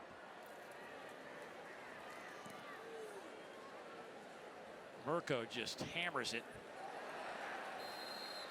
And that'll bounce through the end zone. Obviously, a rule change this year permits the use of some sideline technology like that iPad Pro. Perhaps that's the iPad Air, as Coach Shane Beamer takes a look at some game plays, and all the coaches have loved it. Players love it. I mean, it's been a big, I guess, advantage this year to be able to do that from a coach's perspective. Yeah, to be able to get in there and not just see still pictures like the NFL guys do, but actual film right away of the previous possession. Nothing to watch on this particular kneel down as South Carolina will get it to halftime. The Gamecocks put up 188 yards of offense. They hold Vanderbilt to just 83, but it's only a 1-touchdown game. South Carolina leading Vanderbilt 7-0 at the break. The Commodores already bowl eligible. South Carolina trying to get there with a win today, but 2 more quarters to play. Coming up at halftime, you can watch the live performance from Vanderbilt's Spirit of Gold Marching Band on SEC Network Plus. Start streaming on the ESPN app. It is halftime here in Nashville. The Gamecocks lead it 7-0. And welcome back to SEC Network Football presented by Sonic. It is a chilly night here on the West End. South Carolina has won 15 straight over Vanderbilt. They're trying to become bowl eligible, but still just a one-possession game with 2 quarters of football left to play. Dave Neal alongside Aaron Murray, and certainly, Aaron, we thought that this had a potential to be a close game. And not a lot of flashy plays, but yet Vanderbilt's finding a way to hang in here. Well, that's what they've done all season. They find a way to survive, get to the fourth quarter mentality, bend but don't break on defense. Offense got to get going. Can they protect their quarterback? Is going to be the key in the second half. Well, certainly Lenore Sellers has been a big part of this one as we take a look at our secret recipe brought to you by Bush's Grill and Beans. No, he's been terrific. Besides the fumble, I mean, throwing the football looks comfortable in the pocket. We're seeing the progress week over week in that department, but this is when he is dangerous. When things aren't open, when these linebackers are dropping in depth, him being able to use his legs to get first downs, and then that throw was as good as they can get up and over a linebacker for the touchdown to his favorite target, Simon, on the outside. Sellers in this one, 9 of 14, 106 in that touchdown pass. 27 yards on the game. I thought Vanderbilt has done a really nice job of kind of keeping him from having that electric play.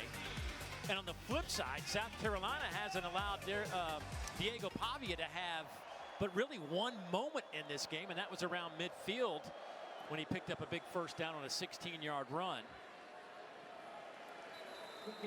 Time to head down to the field. Check in with Ashley.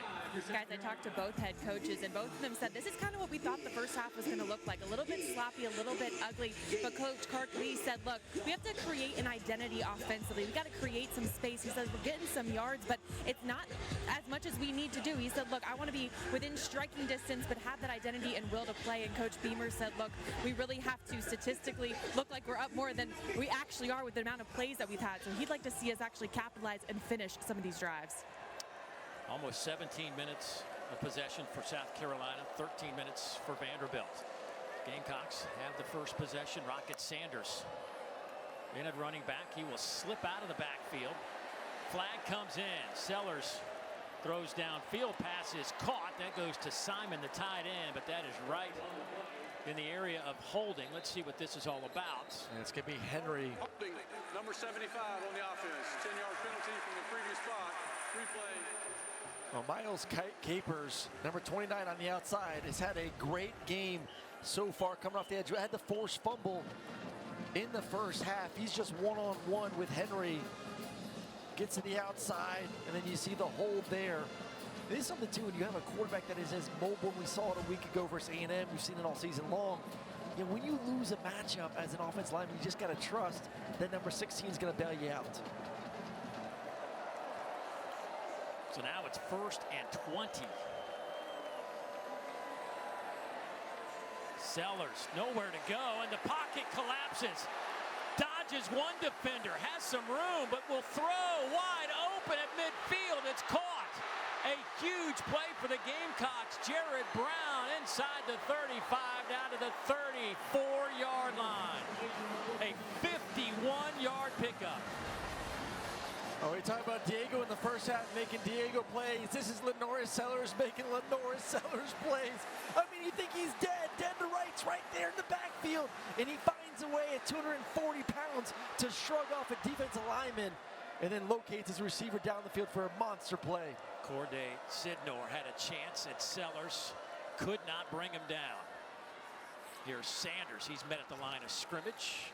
Falls forward for a yard by Damarian Thomas. Sanders, by the way, in that first half, led the team in rushing. 8 carries, 31 yards. Just so defeating for a defense, Dave, when you feel like you got him wrapped up.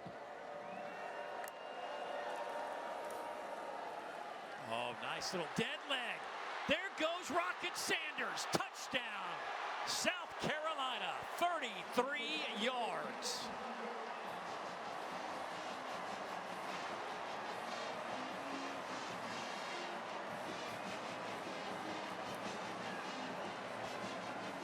There's Rocket Sanders. He gets one-on-one with the safety, C.J. Taylor, trying to fill the hole. Really good job by the offensive line, working their double team up to the linebacker. And then it's one-on-one with the safety. And we always tell running backs and receivers, that's your opportunity to go earn your scholarship. Makes one guy miss, and it's off to the races for Rocket. After some methodical drives in the first half, that one just 3 plays. Capped off by Rocket Sanders, who just picked up his 9th rushing touchdown of the season. Doing Rocket Sanders things, and South Carolina leads it 14-0.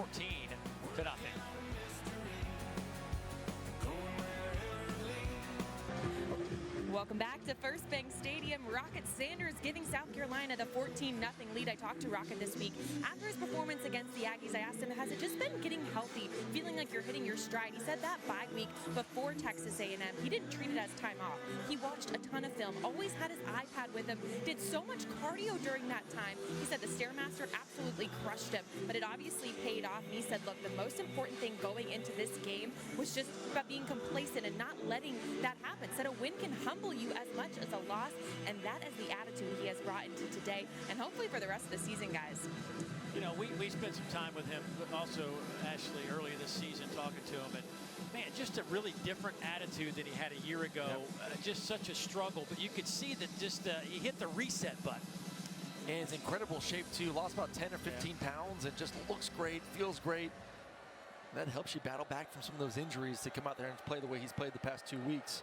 Well, now this Vanderbilt team's going to have to find some offense. Down a couple of scores. They haven't had much to cheer about offensively, but South Carolina has. Well, let's see the double team up front from Lee and Bell. They're going to work their way up to the linebacker. Then from there, it's one-on-one with the safety filling in from the 3rd level. And like I said, that's your opportunity as a running back to go earn that scholarship, Rocket. And looks as healthy as he did at the beginning of the season last week versus A&M, and then some runs here this evening. Sanders up to 65 yards on the ground. It is a 14-0 Gamecock advantage. Diego Pavia in that first half. 5 of 12 for 37 yards throwing the football. Actually has a few seconds to let it go here and give him a little time, and he'll complete the pass. That one is caught by Quincy Skinner Jr. And that really was the issue in the first half. Every time he went back to throw, if somebody was in his face. Yeah, someone was in his face. They're having to cut block to give him protection, or doing that right there, getting him out on the edge where it's a little bit clearer vision for the quarterback. Nice job getting downhill, and then a friendly route from Skinner on the outside. So expect more of that here in the second half. Pavia did rush for 28 yards on 7 attempts.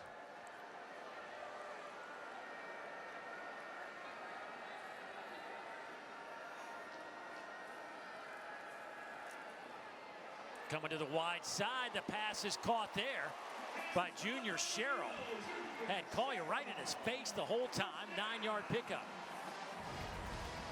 Well, the offense line does a good job pushing all the way out to get Demetrius, number 17, coming off the slot blitz. And that is a long throw to the field, and ball hung just a little bit, but enough juice to get back-to-back catches from these receivers for Vanderbilt. 9-yard pickup. 2nd and 1. A lot of options right here near midfield.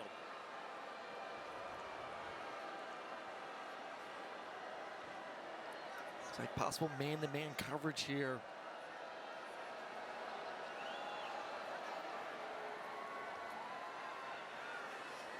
Goes to the wide side of the field, caught there by Sherrill. He'll have the first down inside South Carolina territory now. Talking to offensive coordinator Tim Beck yesterday, talking about he and Pavia, how they see the game. Does Pavia, because they've been together now for a few years. He says, yeah, we kind of see it the same, but then Diego sees things like most people don't see. Yeah. Well, then he wants to be aggressive. At times you want to rear him back a little bit, and he is willing to take some shots. Haven't seen it in this game. We'll see if they start taking some now in plus territory.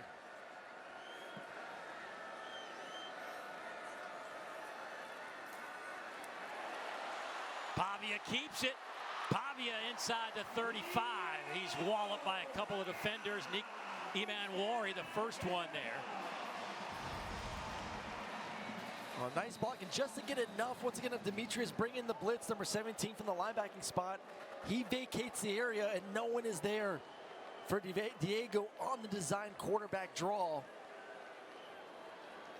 Is that an option for him to stay in there, or is that truly a run play design? I think it's an RPO with the quarterback's ability to run it if he likes it. If he likes the numbers in the box, if he sees an open area, he has the ability to pull it down and run. That is TJ Sanders, another one of those big defensive linemen.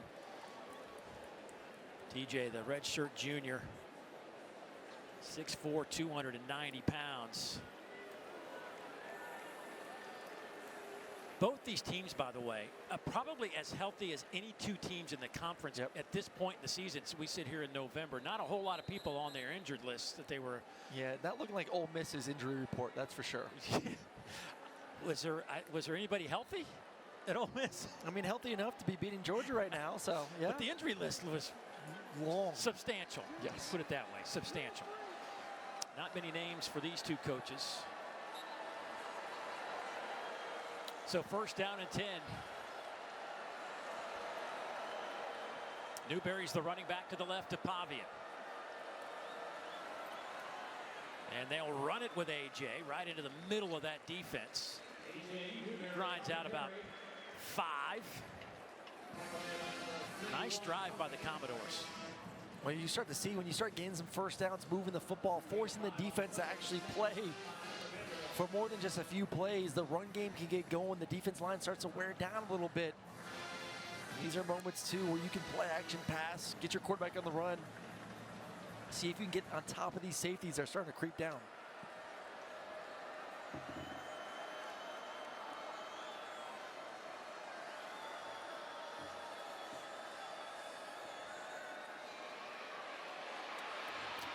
Pavia running left, throwing right. We've seen that a bunch from him the last few weeks, but that one is incomplete, trying to hit Skinner.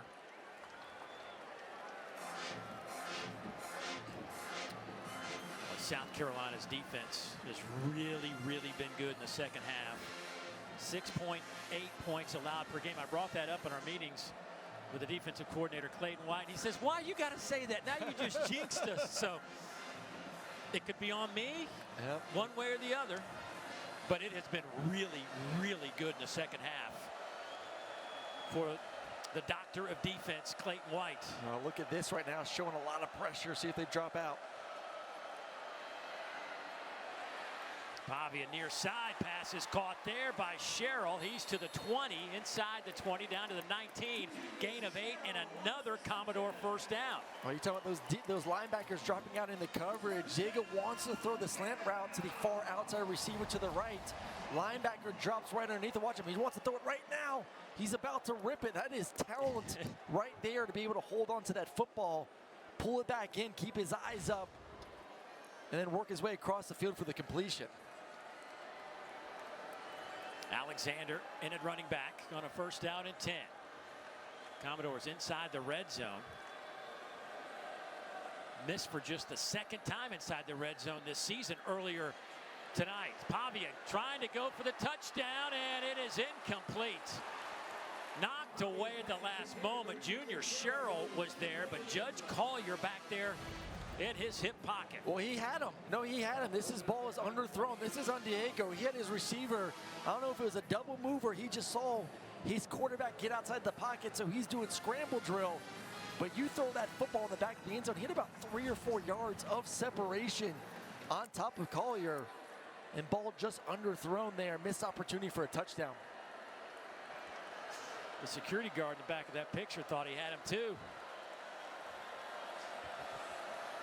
Cedric Alexander in at running back on second down and 10. Little option game. Here's Alexander. He is walloped by a couple of Gamecock defenders. Picks up a couple of yards on the play. Peyton Williams, the first one there. Yeah, Payne Williams, Demetrius Knight, just too much speed.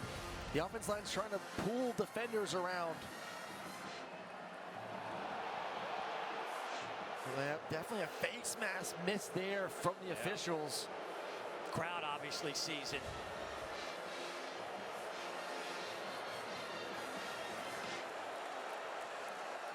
Tell you what, I've been super impressed with Demetrius Knight from South Carolina, man. He is a ball-hawking missile. Newberry splits out, empty set, four-man rush. Pavia sees a little seam, trying to run for it. To the 10, to the 5, Pavia, touchdown! 17 yards.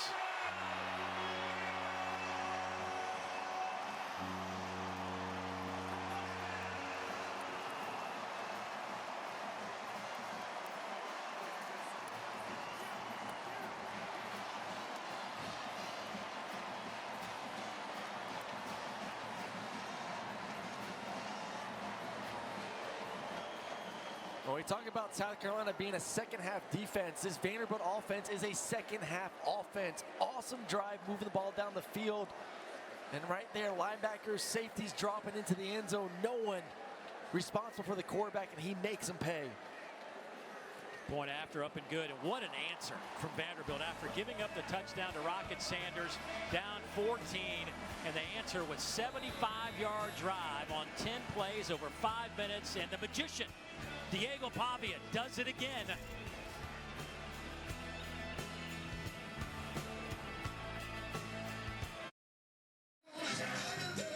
Welcome back to Nashville, and it is Diego Pavia that helped tighten things up here for this game, 14-7. I'm so excited to be joined by Diego's mom. She has so much energy, just like Diego. This is Antoinette Padilla.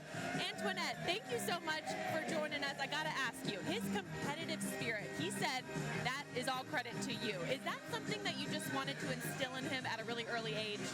I'm sorry, is that something what? His competitive spirit, is that something that you just wanted to instill in him at an early age? Oh, most definitely. Him and his, he has two older brothers, and his older brothers always played sports. He did, and it was like always in competition with them. So, he always wanted to beat them, and we saw something different in Diego, and we just wanted him to excel and do, the best that he can, and we knew he could, so.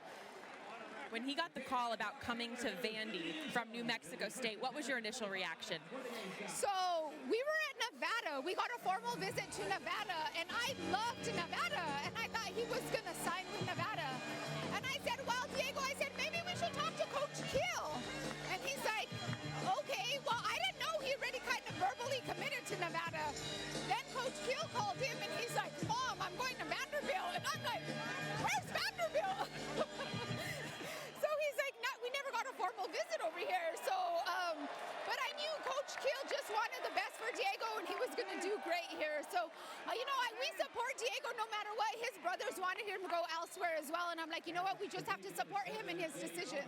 And I honestly think he made the best decision possible. You guys definitely know where Vanderbilt is now. Thank you so much for joining us, and man, it's been a magical season for Diego. Yeah, oh my God, amazing season, not just for Diego, but for all of us. All these Vanderbilt fans, they come up to his brothers, come up to me. Thank you. Diego has changed this football. Like, indefinitely. He said, we've never seen football like this. And I'm like, wow, it's really impressive to hear that from people. Thank you so much. Guys, back to you. Let's see what else he can do. Well, we just saw big Nick Harbor take the football and do what they hope he can do in the future. The track star showing some of that power at 6'5", 235. Well, he's got the size, there's no doubt about it. The natural catching ability is something that he's going to have to continue to work on, but size, speed, he's got some pretty good tools, just super raw as a receiver right now, but we are getting a couple glimpses so far in this game. By the way, you can see where Diego gets that energy from. His mom is 100 miles an hour. Handoff left side to Rocket Sanders. Just love this run game for South Carolina. We saw a lot of it a week ago versus A&M. All the pulling, the counters, the powers, getting guards to the second level. And then from there, you use your big quarterback as a runner.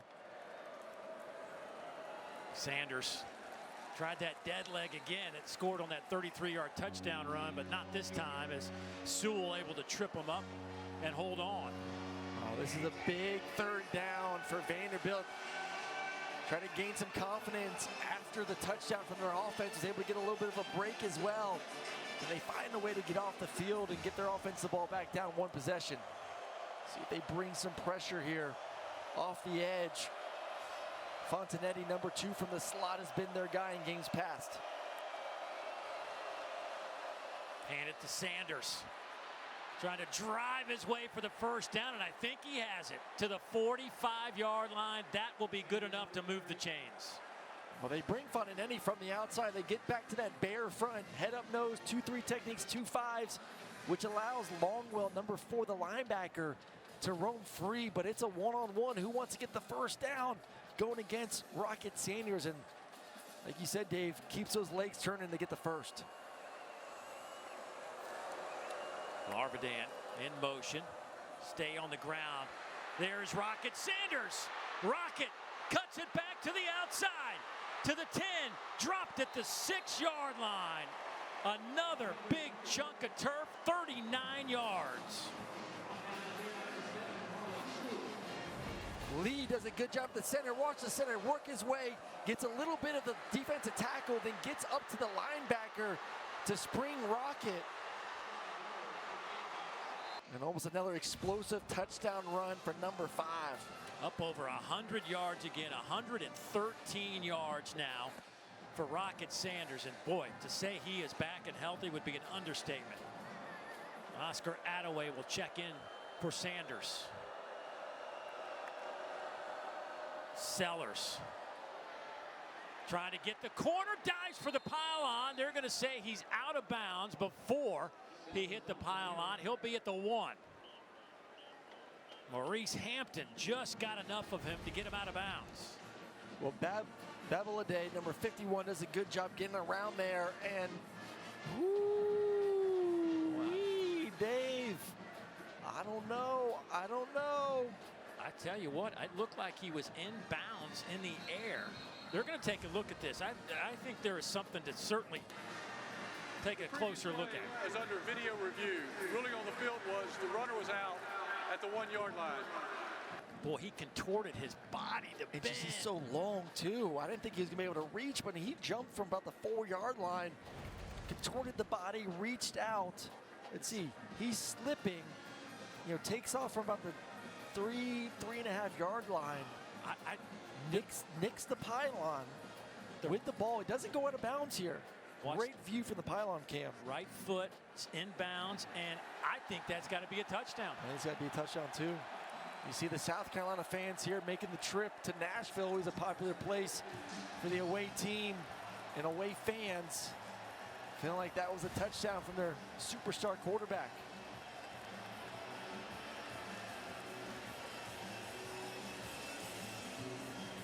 This is the 5th sellout of the season for Vanderbilt. And obviously the opponents love to come here too, but I think a lot of credit goes to Vanderbilt fans for getting behind this train that's running down the tracks right now. Bowl team, man, 6 wins. Said at the top of the show, first time since 1982. They've been able to win 6 of their first 9 games of the season. And for South Carolina fans, the way this team has played this year as well, having a chance to beat Alabama and LSU, and then the amazing win a week ago versus A&M. They're excited to get on the road and come to Nashville and support their Gamecocks here. Does his right knee hit before the pylon? Is the only question you would have here.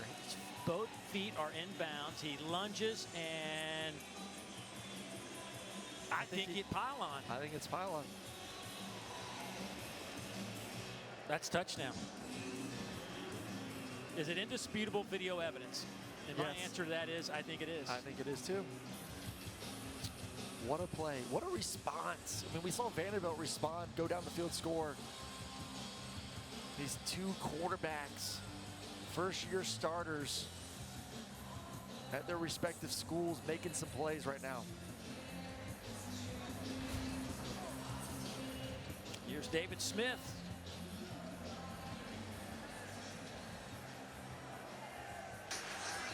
After further review, the runner was out of bounds, but the ball will be placed short of the goal line and inside the 1-yard line. First down. I just, I think we're right. Correction. It is 2nd down. Gosh. I don't know about that one, Dave. I don't know about that one, Dave. That's Lenoris' dad right there shaking his head. He's on board with us. He thinks he got in. Regardless, it'll be inches away. And they'll line up in shotgun formation. Quick snap, trying to get it to Sanders. He'll race to the goal line and get it in. That didn't take long, and Sanders has another touchdown today.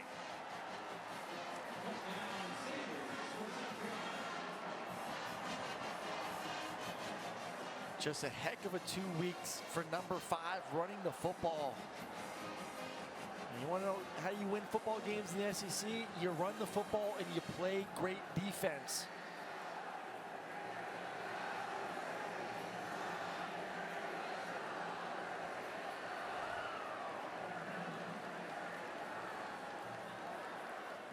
Point after is up and good. So South Carolina responds after Vanderbilt marches it down the field. Led by number 5, Rocket Sanders. Having another great game, up over 100 yards and a couple of touchdowns.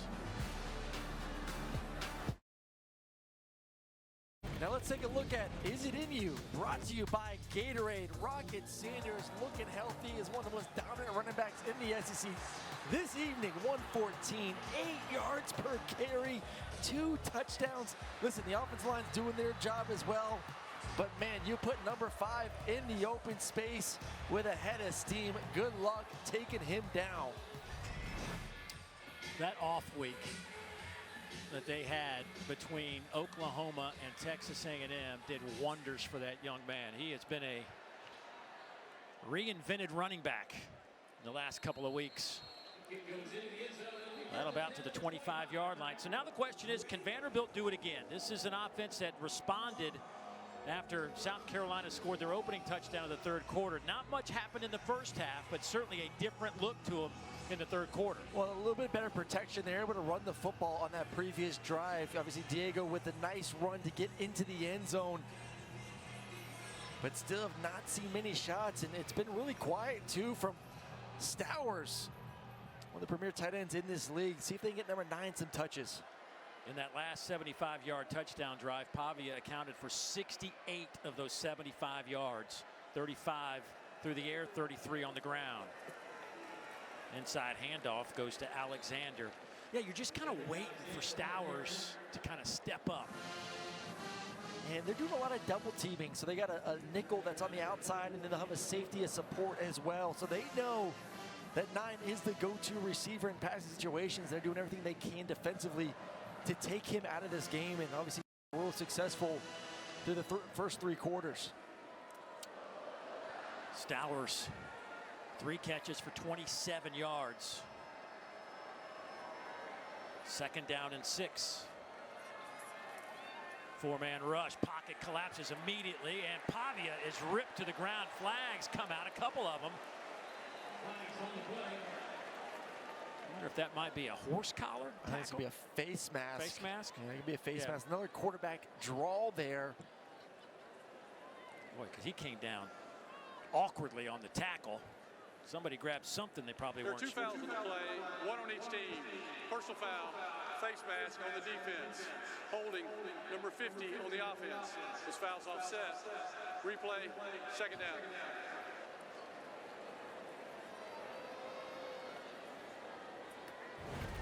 Let's go look at the first one, the face mask on the defense. Clear. The face mask on the defense was on number 12. That's gear number 12, and then hands up pretty high there on Chase Mitchell, the right tackle. 2 good calls there from the officials. So we'll redo second down and 6.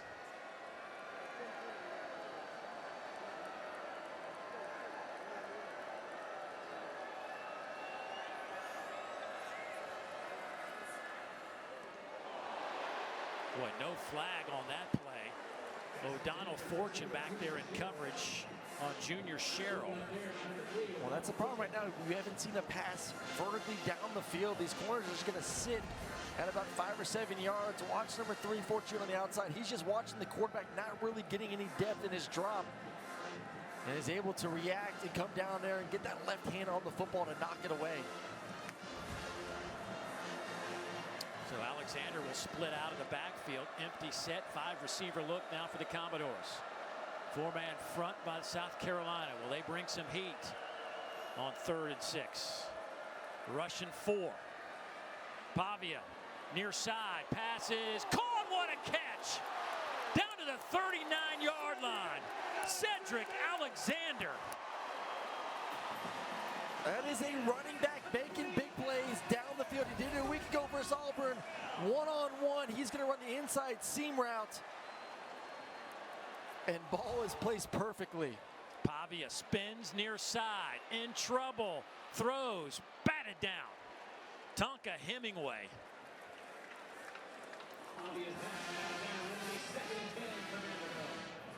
Well, Gunnar Hansen, the left tackle, just gets confused. He's actually going to not block either the blitzer or the defensive end. Both guys are free, and Diego just does what he can to get outside the pocket. That's a problem, I would think. Just take one. Right. Listen, you take one, I'll take the other. But when you don't take either of them, then I'm in trouble. Right. Goes incomplete, second down and 10. Monty Jones checks in at running back, and he'll split out wide. So another 5-receiver look. Pavia tries to take it off the right side. Tonka Hemingway making the tackle. Tonka has played in 56 career games now at South Carolina. You know, he considers himself a hoops player, just playing football. He moves like it, that's for sure. 6'3", 288. That's the impressive thing with this defensive line. I mean, you put those guys on a basketball court, I think it'd be pretty dangerous.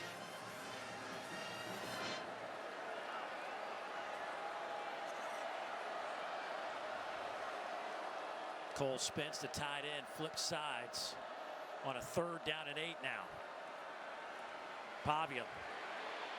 He's spinning. Hit as he throws, and it'll get out of bounds, but boy, did he get walloped. Kennard and Stewart back in the deep into that Vanderbilt backfield. I don't know if it was just a miscommunication or what, but he pulled up like he wanted to throw something that was coming from left to right and just wasn't there. And I think it's a right decision here. Kind of in no man's land, 4th down and 8.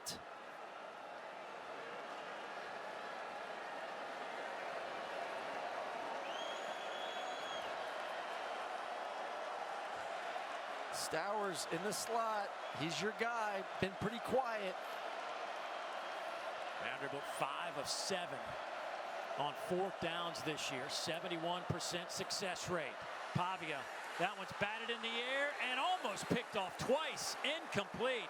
Initially hit by Peyton Williams, and that'll stop the Vanderbilt drive. Well, they're going to their go-to man on the deep out route, Stowers, and Payne Williams able to get underneath of it. Thought it was there for a split second. If he's unable to tip it, I think 9 has a chance to make the catch. But good job reading the quarterback's eyes, getting underneath it. And then from there, Swain's able to jar it out completely to get the Gamecocks the football right back.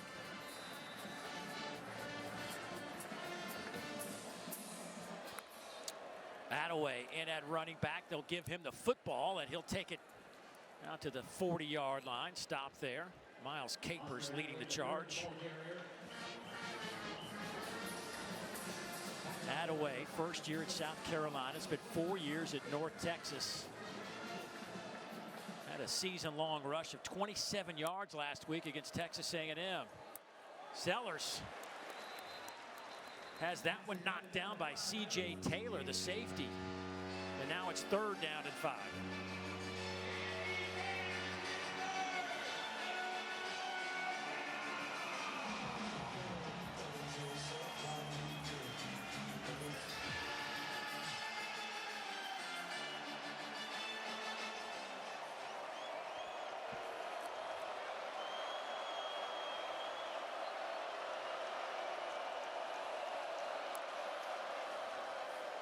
Sellers would try to run forward and not even close. Got a yard and just hammered right as he got to the line of scrimmage. C.J. Taylor, the first one there.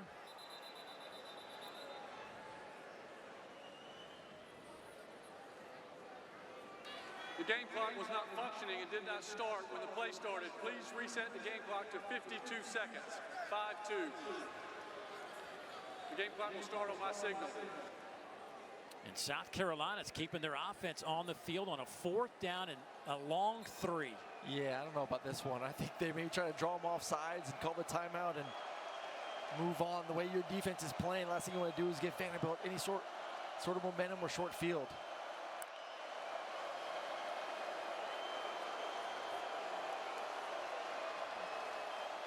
South Carolina has attempted 17 4th down conversions.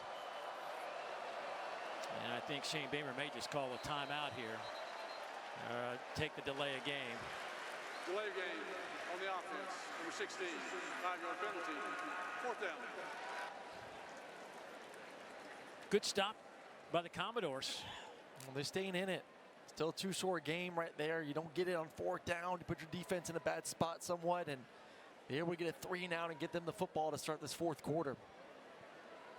Always got to remember, though, with Kai Kroger, South Carolina punter, he's 7 of 9 passing the football for 200 yards, 3 touchdowns.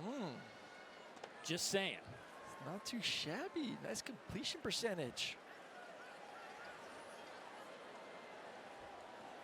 Martell Height stands back to return this punt. It's a booming, tight spiral. Takes him back inside the 10, and he dropped it. It's out of bounds inside the 1. My man can throw it, and he can punt it. Beautiful, beautiful punt.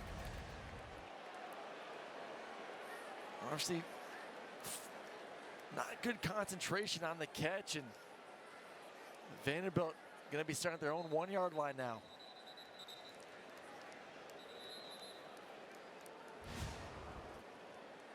Well, that's how you lead the SEC in punting, and you're second in the FBS. Kai Kroger's been around a long time. He's punted. You ready for this in his career? He's punted for 6.4 miles. I don't know what that says. That says a lot of things, doesn't it? Yeah, I don't know if that's good. I don't know Yeah, I know. Punting that many times. So, from the shadows of the goalposts, Pavia lines up shotgun in the end zone. Comes near side pass caught there by Hoskins. He breaks 1 tackle, 2 tackles, and falls out over the 10. And that should be good enough for the first down, as that is the final play of the 3rd quarter. Vanderbilt down 14 with the football when we come back. That's the end of the 3rd quarter. Coach, what's going to be most important in these final 15 minutes? Well, we need to score, obviously, and we haven't been stopping the run defensively. You know, I feel like we're getting pushed around a little bit at the finish points. So let's score a touchdown here. Let's get back on defense. And the first drive, I thought we had chances. Obviously, with the sack, he got out of it, found the receiver late. We got to make plays on the ball. And if we can score here, we can get a stop on defense. We're right back in it. Coach, good luck. Thanks. Thanks. Got a long way to go, but they did pick up a first down. The ball was just inside the 1-yard line. They were able to get it out over the 10 to set the chains. And a flag will stop play, and that'll be a false start against Vanderbilt. And that'll back them up inside the 10. False start. 54 on the offense. Or penalty. Still first. That's the first official penalty. Game clock to 15 minutes. First official penalty on Vanderbilt. Their holding penalty earlier was offset by that South Carolina personal foul. But Vanderbilt has had some great success in the 4th quarter. I think anybody that's followed the Commodores this year realized how good they have been late. Meanwhile, South Carolina's defense has been just as good in the 4th quarter.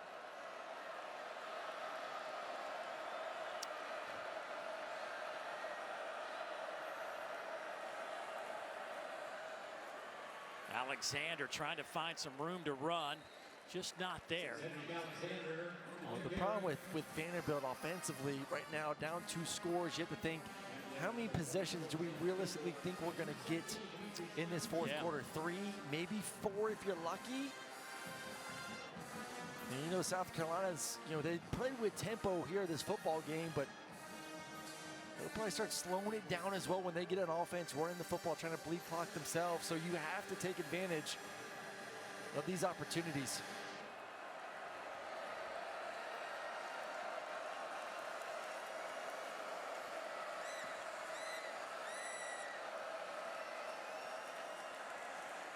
Pavia, pass is caught. Low and Fungi. Big play, gets him out of some danger, out near the 30-yard line, 16 yards. Watch the safety go to the middle of the field. Diego reads it nicely, confirms it with his eyes, knowing that he has that backside seam, and he rips it. Pavia steps up in the pocket. He will slide down. Lost his helmet in the process. They'll spot him where he started to slide back at the 36. And he has to come out a play. Nate Johnson will come in as the quarterback for one play. Nice pickup. They're actually going to bring a corner blitz. Please reset the game clock to 13 minutes, 42 seconds. 13:42.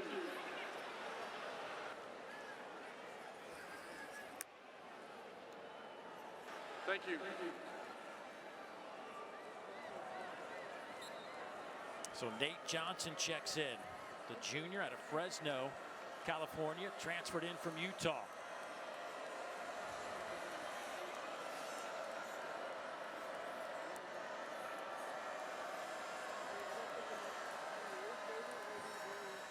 Hands it off to Alexander off the left side, and he'll be close to the line to gain near the 39, and that'll be a first down. Demetrius Knight with the tackle. By the way, South Carolina's defense, 9 quarterback hurries tonight. 4 of those have come by Kennard. They've broken up 7 passes. Nick Emanwari, who leads this team in tackles, leads them tonight with 7. But Kennard and company, they have just been wrecking havoc, and really they're doing it with just 4. Well, they don't need to bring 5. Yeah. They can play coverage. They can protect their corners. Pavia trying to run and just no room. Just no room to run. Bam Martin Scott. Well, you just brought up Emanwari coming on the outside.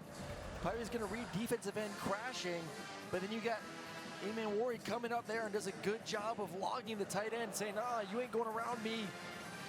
Forcing Pavia to cut back to the inside, to the heart of the defense. Newberry checks in at tailback. Boy, Nick Emanwari has played himself into a lot of money at the next level. Pavia, flag comes out, dancing around, trying to find a little bit of room, and he is wrapped up and dropped this time by Demetrius Knight. More flags come out late. Well, I think the initial one's going to be on Hansen.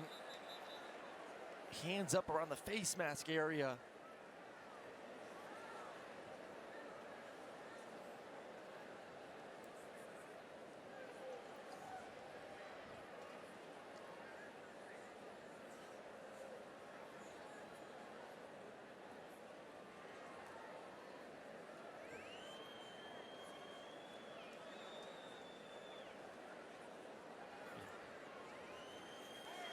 There are 2 fouls in the play, 1 live ball and 1 dead ball. Personal foul, hands to the face, number 55 on the offense. 15-yard penalty from the previous spot. After the play, personal foul, late hit, number 7 on the defense. 15-yard penalty results in an automatic first down. Well, that's good news for Vanderbilt. Fresh set of downs. But Nick Emanwari, boy, we were talking to coaches. There was, after his sophomore season, he was so good that there was a thought that maybe he wanted to transfer because he wasn't really sure that this team could win like he wanted to win. He had to get convinced from his coaches that, yes, we've got a plan. This plan's going to work. They kept him around, got bigger, stronger, faster in the offseason, and now he's closing in on possibly a first-round pick. He's good enough, man. Great in coverage. Tremendous size, 6'3", 230. You can come down there in the box as well and play the run.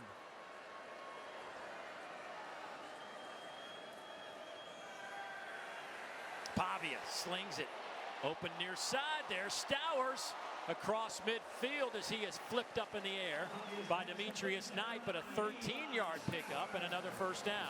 Well, Stowers is going to do what we talk about, the chip block. He's going to chip, and then release late. So defense drops. He gets a nice chip to help his quarterback have time to look down the field and then come back to find the check down. Pump fake by Pavia, and then he is thrown to the turf. Again, the pocket collapses.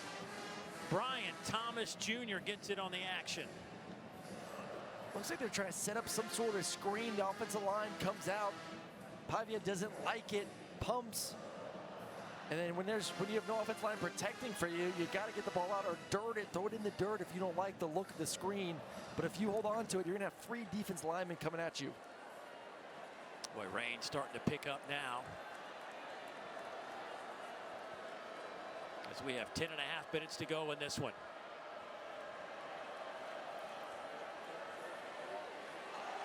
Caught on the outside by Fungi, and he'll pick up a couple of yards.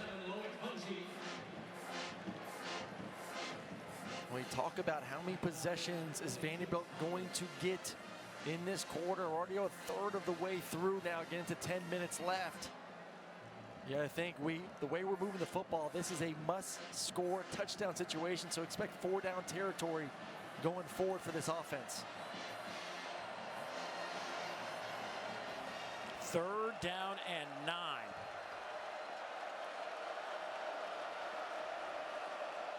Vandy 6 of 11 today. Pavia throws, pass is caught by Hoskins, and he's trying to battle for the first down. They're going to spot him at the 40. He's going to be 2 yards shy. Jalen Kilgore got over there to stop him before his progress got it inside the 38. Diego stood in there, had some pressure in his face. Those are really good football to Hoskins, and love the battle there from number 5 to try to get the first down. And like we just talked about, it's 4-down territory going forward right now. Couple of tight ends in the game alongside running back Monty Jones. Pavia, it's batted in the air, it's incomplete. Bam Martin Scott.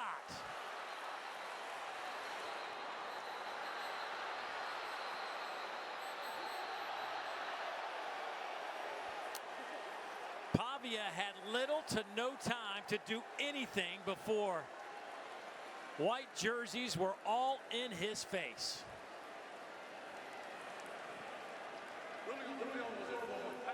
Incomplete pass.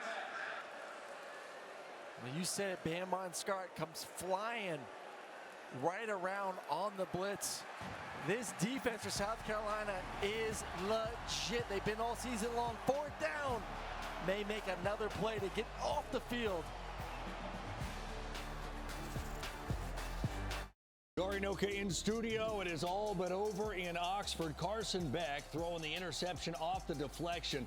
He also lost 2 fumbles. This is a team effort for Georgia, frankly.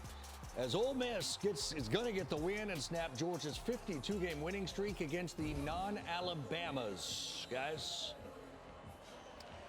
Well, that'll certainly move the needle a little bit in terms of the college football playoff rankings, but it doesn't eliminate Georgia, obviously.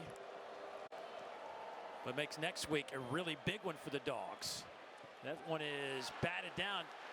Flags come in. Trying to hit Nick Harbor. That was DeRicky Wright back there in coverage. And DeRicky reads it well, just was a tad bit too early making a break on the ball. On the defense, number 19. Ball will be placed at the spot of the foul. Correction, 15 yards from the previous spot. Automatic first down. Yeah, they're going to go for a post route and a deep cross, and he reads it nicely, sees it. You see, trying to go make a play in the football and just gets there a hair bit too early. Like all quarterbacks, anytime there's an incompletion, there obviously was pass interference. Well, it's either pass interference. Nice run there from Rockets. It's either pass interference, a drop, or the offense line didn't do their job. It's one of those three first, and then the 4th one's possibly on the quarterback. Well, Sanders is having himself one heck of an afternoon again. Another 100-yard game. Matter of fact, back-to-back games with 100-plus yards and multiple rush TDs for the first time in his career.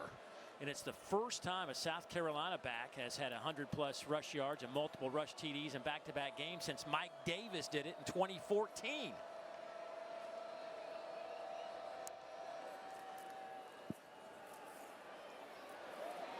Flag comes out, nowhere to run this time for Sanders, who, by the way, is up to 126 yards on the ground.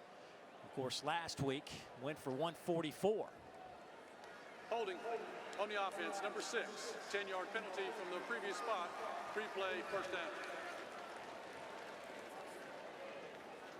Rocket Sanders is closing in on 3,000 career rushing yards. He started today right around 2,800. He should get there, I would think.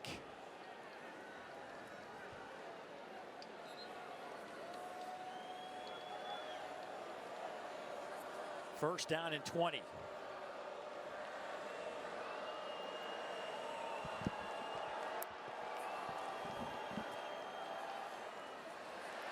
Sellers throws to Sanders. Look at him go. Rocket Sanders.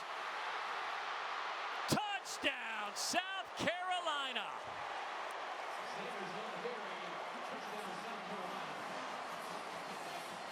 Mr. Do It All, Rocket Sanders. Hey man, give some love to the big boys up front, because if you want to score in the pass game like that on the screen, you got to have some nice blocking from the offensive line. And Shane Beamer pumping up the crowd that made the trip here to Nashville,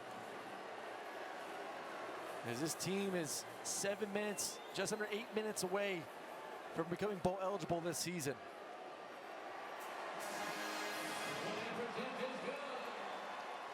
A 43-yard touchdown reception from Rocket Sanders.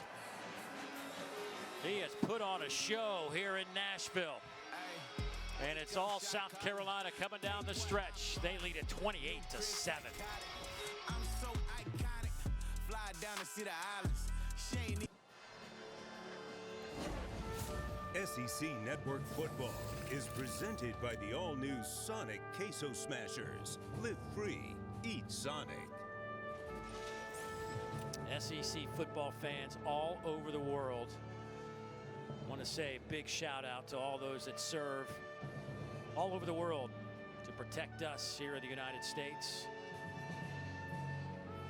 Thank you for what you do. Thank you to your families on a Veterans Day weekend where South Carolina is leading Vanderbilt 28-7.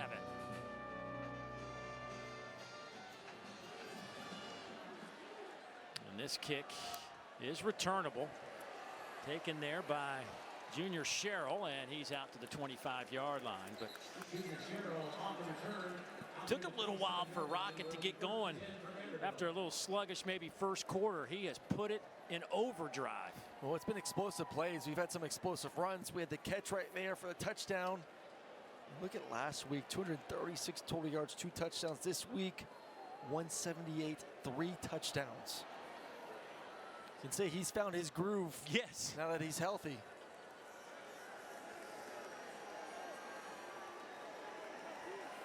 Now has 12 career 100-yard games.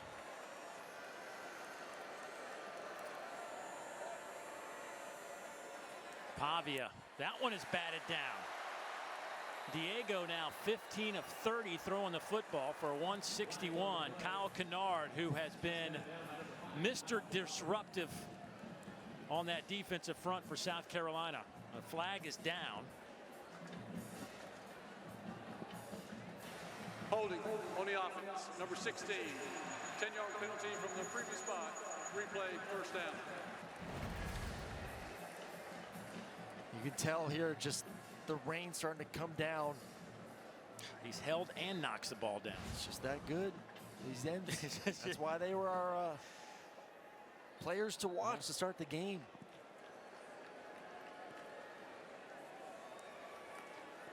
Dylan Stewart, Kyle Kennard have just, bookends with those 2 D tackles. Actually, the combination of Sanders, Hemingway, Huntley.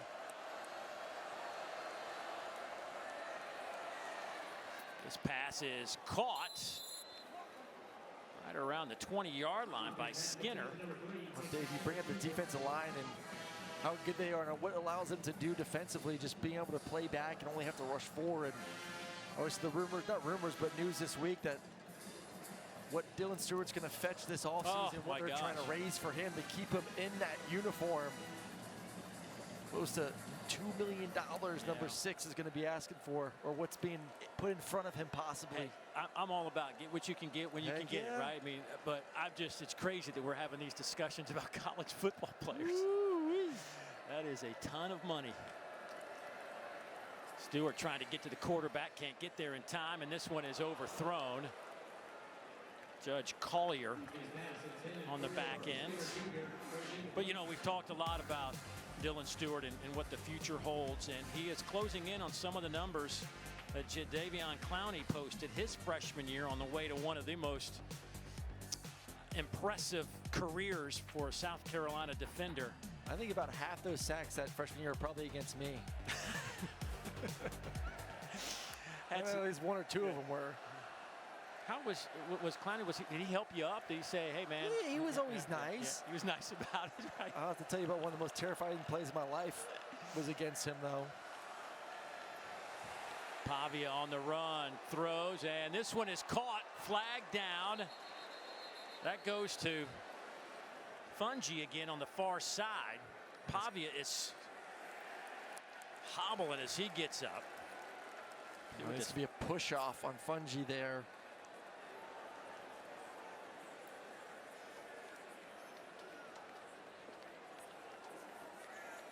Well, now Pavia is down. We talked about it at the beginning of this game. It's just how banged up he is, just shot after shot. But Pass interference on the offense, number 11. That penalty is half the distance to the goal. Replay, 3rd down. I mean, he gives it all every single game. There is nothing in the tank left after 4 quarters. Go look at the pass interference. You see the push off there at the top of the route. And then the big hit Pavia took. Just, ooh. Boy, Brian Thomas Jr., one of those edge rushers as Pavia goes airborne and gets hit while he's in midair.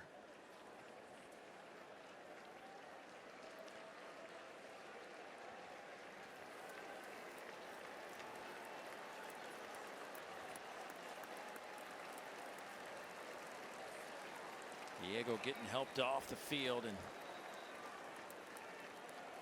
he is one of the toughest players I can remember. Yeah. Telling you, Tebow Jr. Yeah.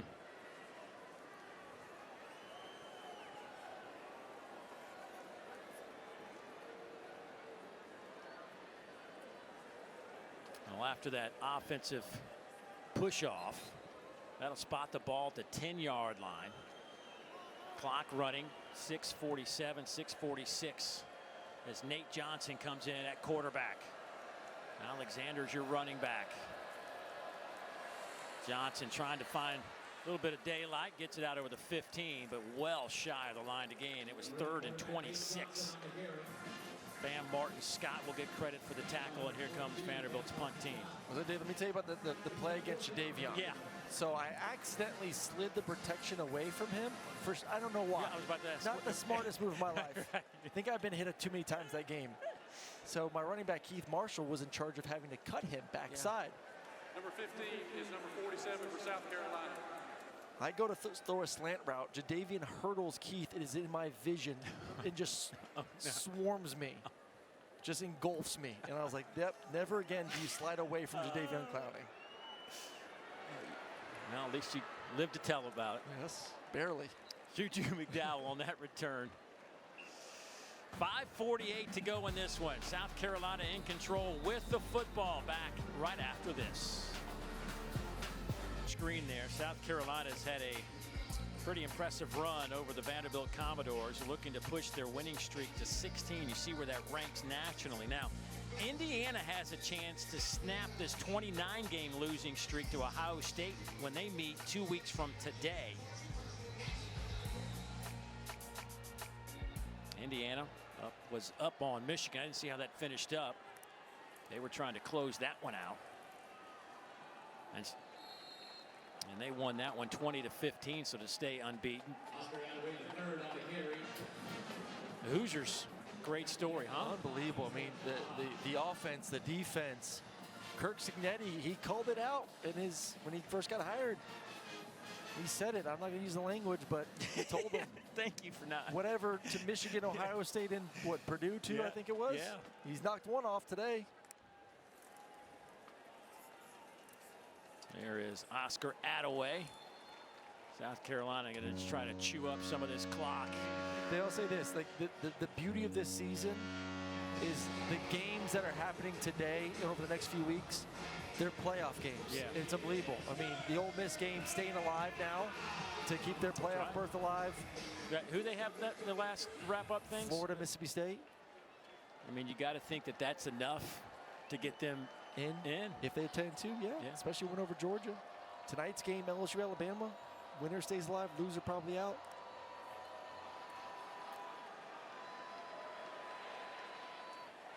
Boy, nice catch on the run from Gage Larvidan. Little bit behind him.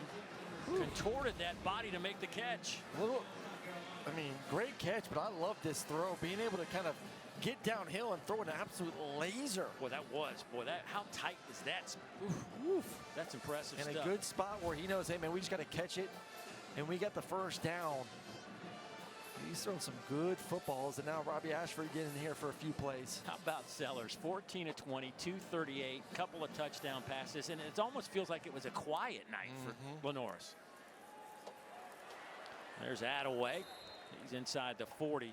I tell you what, we've seen this South Carolina team in person now a few times, and my takeaways are, A, the improvement from early in the season in September to where we are now, truly impressive. Yes. But with the way that Norris is or Sellers is handling this offense, the way he's grown into this, with the way this defense is playing. They can play with anyone in the country. Yeah. I said it this week when they got snubbed from the playoffs. I think this is a top 12 team. I think this is a playoff team, and unfortunate for them, they're going to have 3 losses. We'll see how they finish off, but this is a really, really good football team on both sides right now. I mean, this may be the best defense in college football. It's really, really good. I mean, you put them up there. Ole Miss is playing great defense. But I think South Carolina right now is playing as good as anyone on that side of the football. It just comes down to early in the season, it was the big mistakes. Yeah. And right now, they're not, knock on wood for them, they're not making the big mistakes.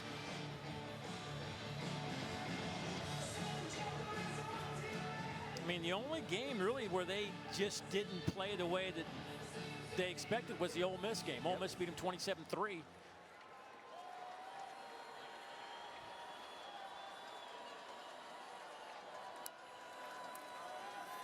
Here's Juju McDowell again.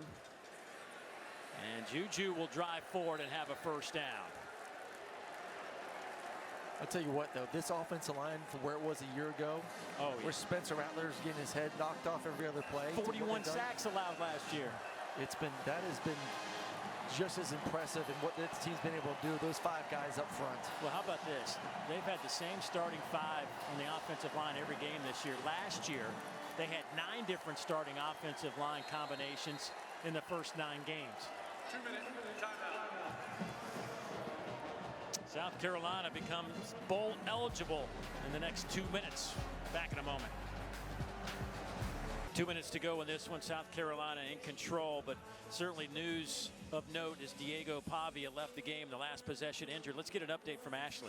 Guys, we saw him get helped off the field. It kind of seemed like he was limping on that right knee. He went straight to the medical tent. I was camped out there for a while, and he is still in that medical tent, but you can see how much energy he brings to the team. A little bit somber, affecting how this group is after he went into the tent.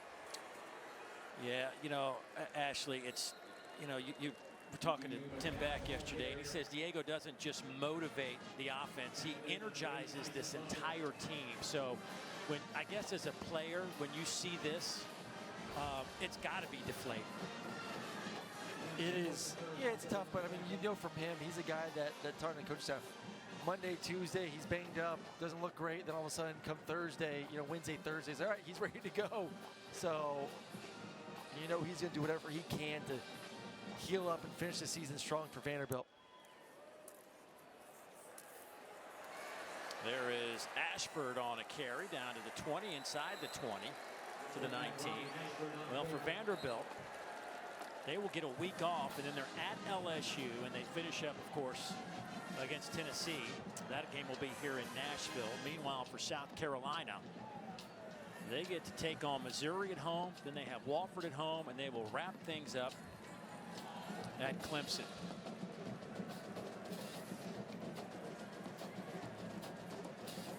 Clark Lee, as good as this season will be, this loss certainly won't make his dinner taste good, but obviously this program is headed in the right direction. Oh, 100% right direction. Bowl eligible, we said at the start of the show.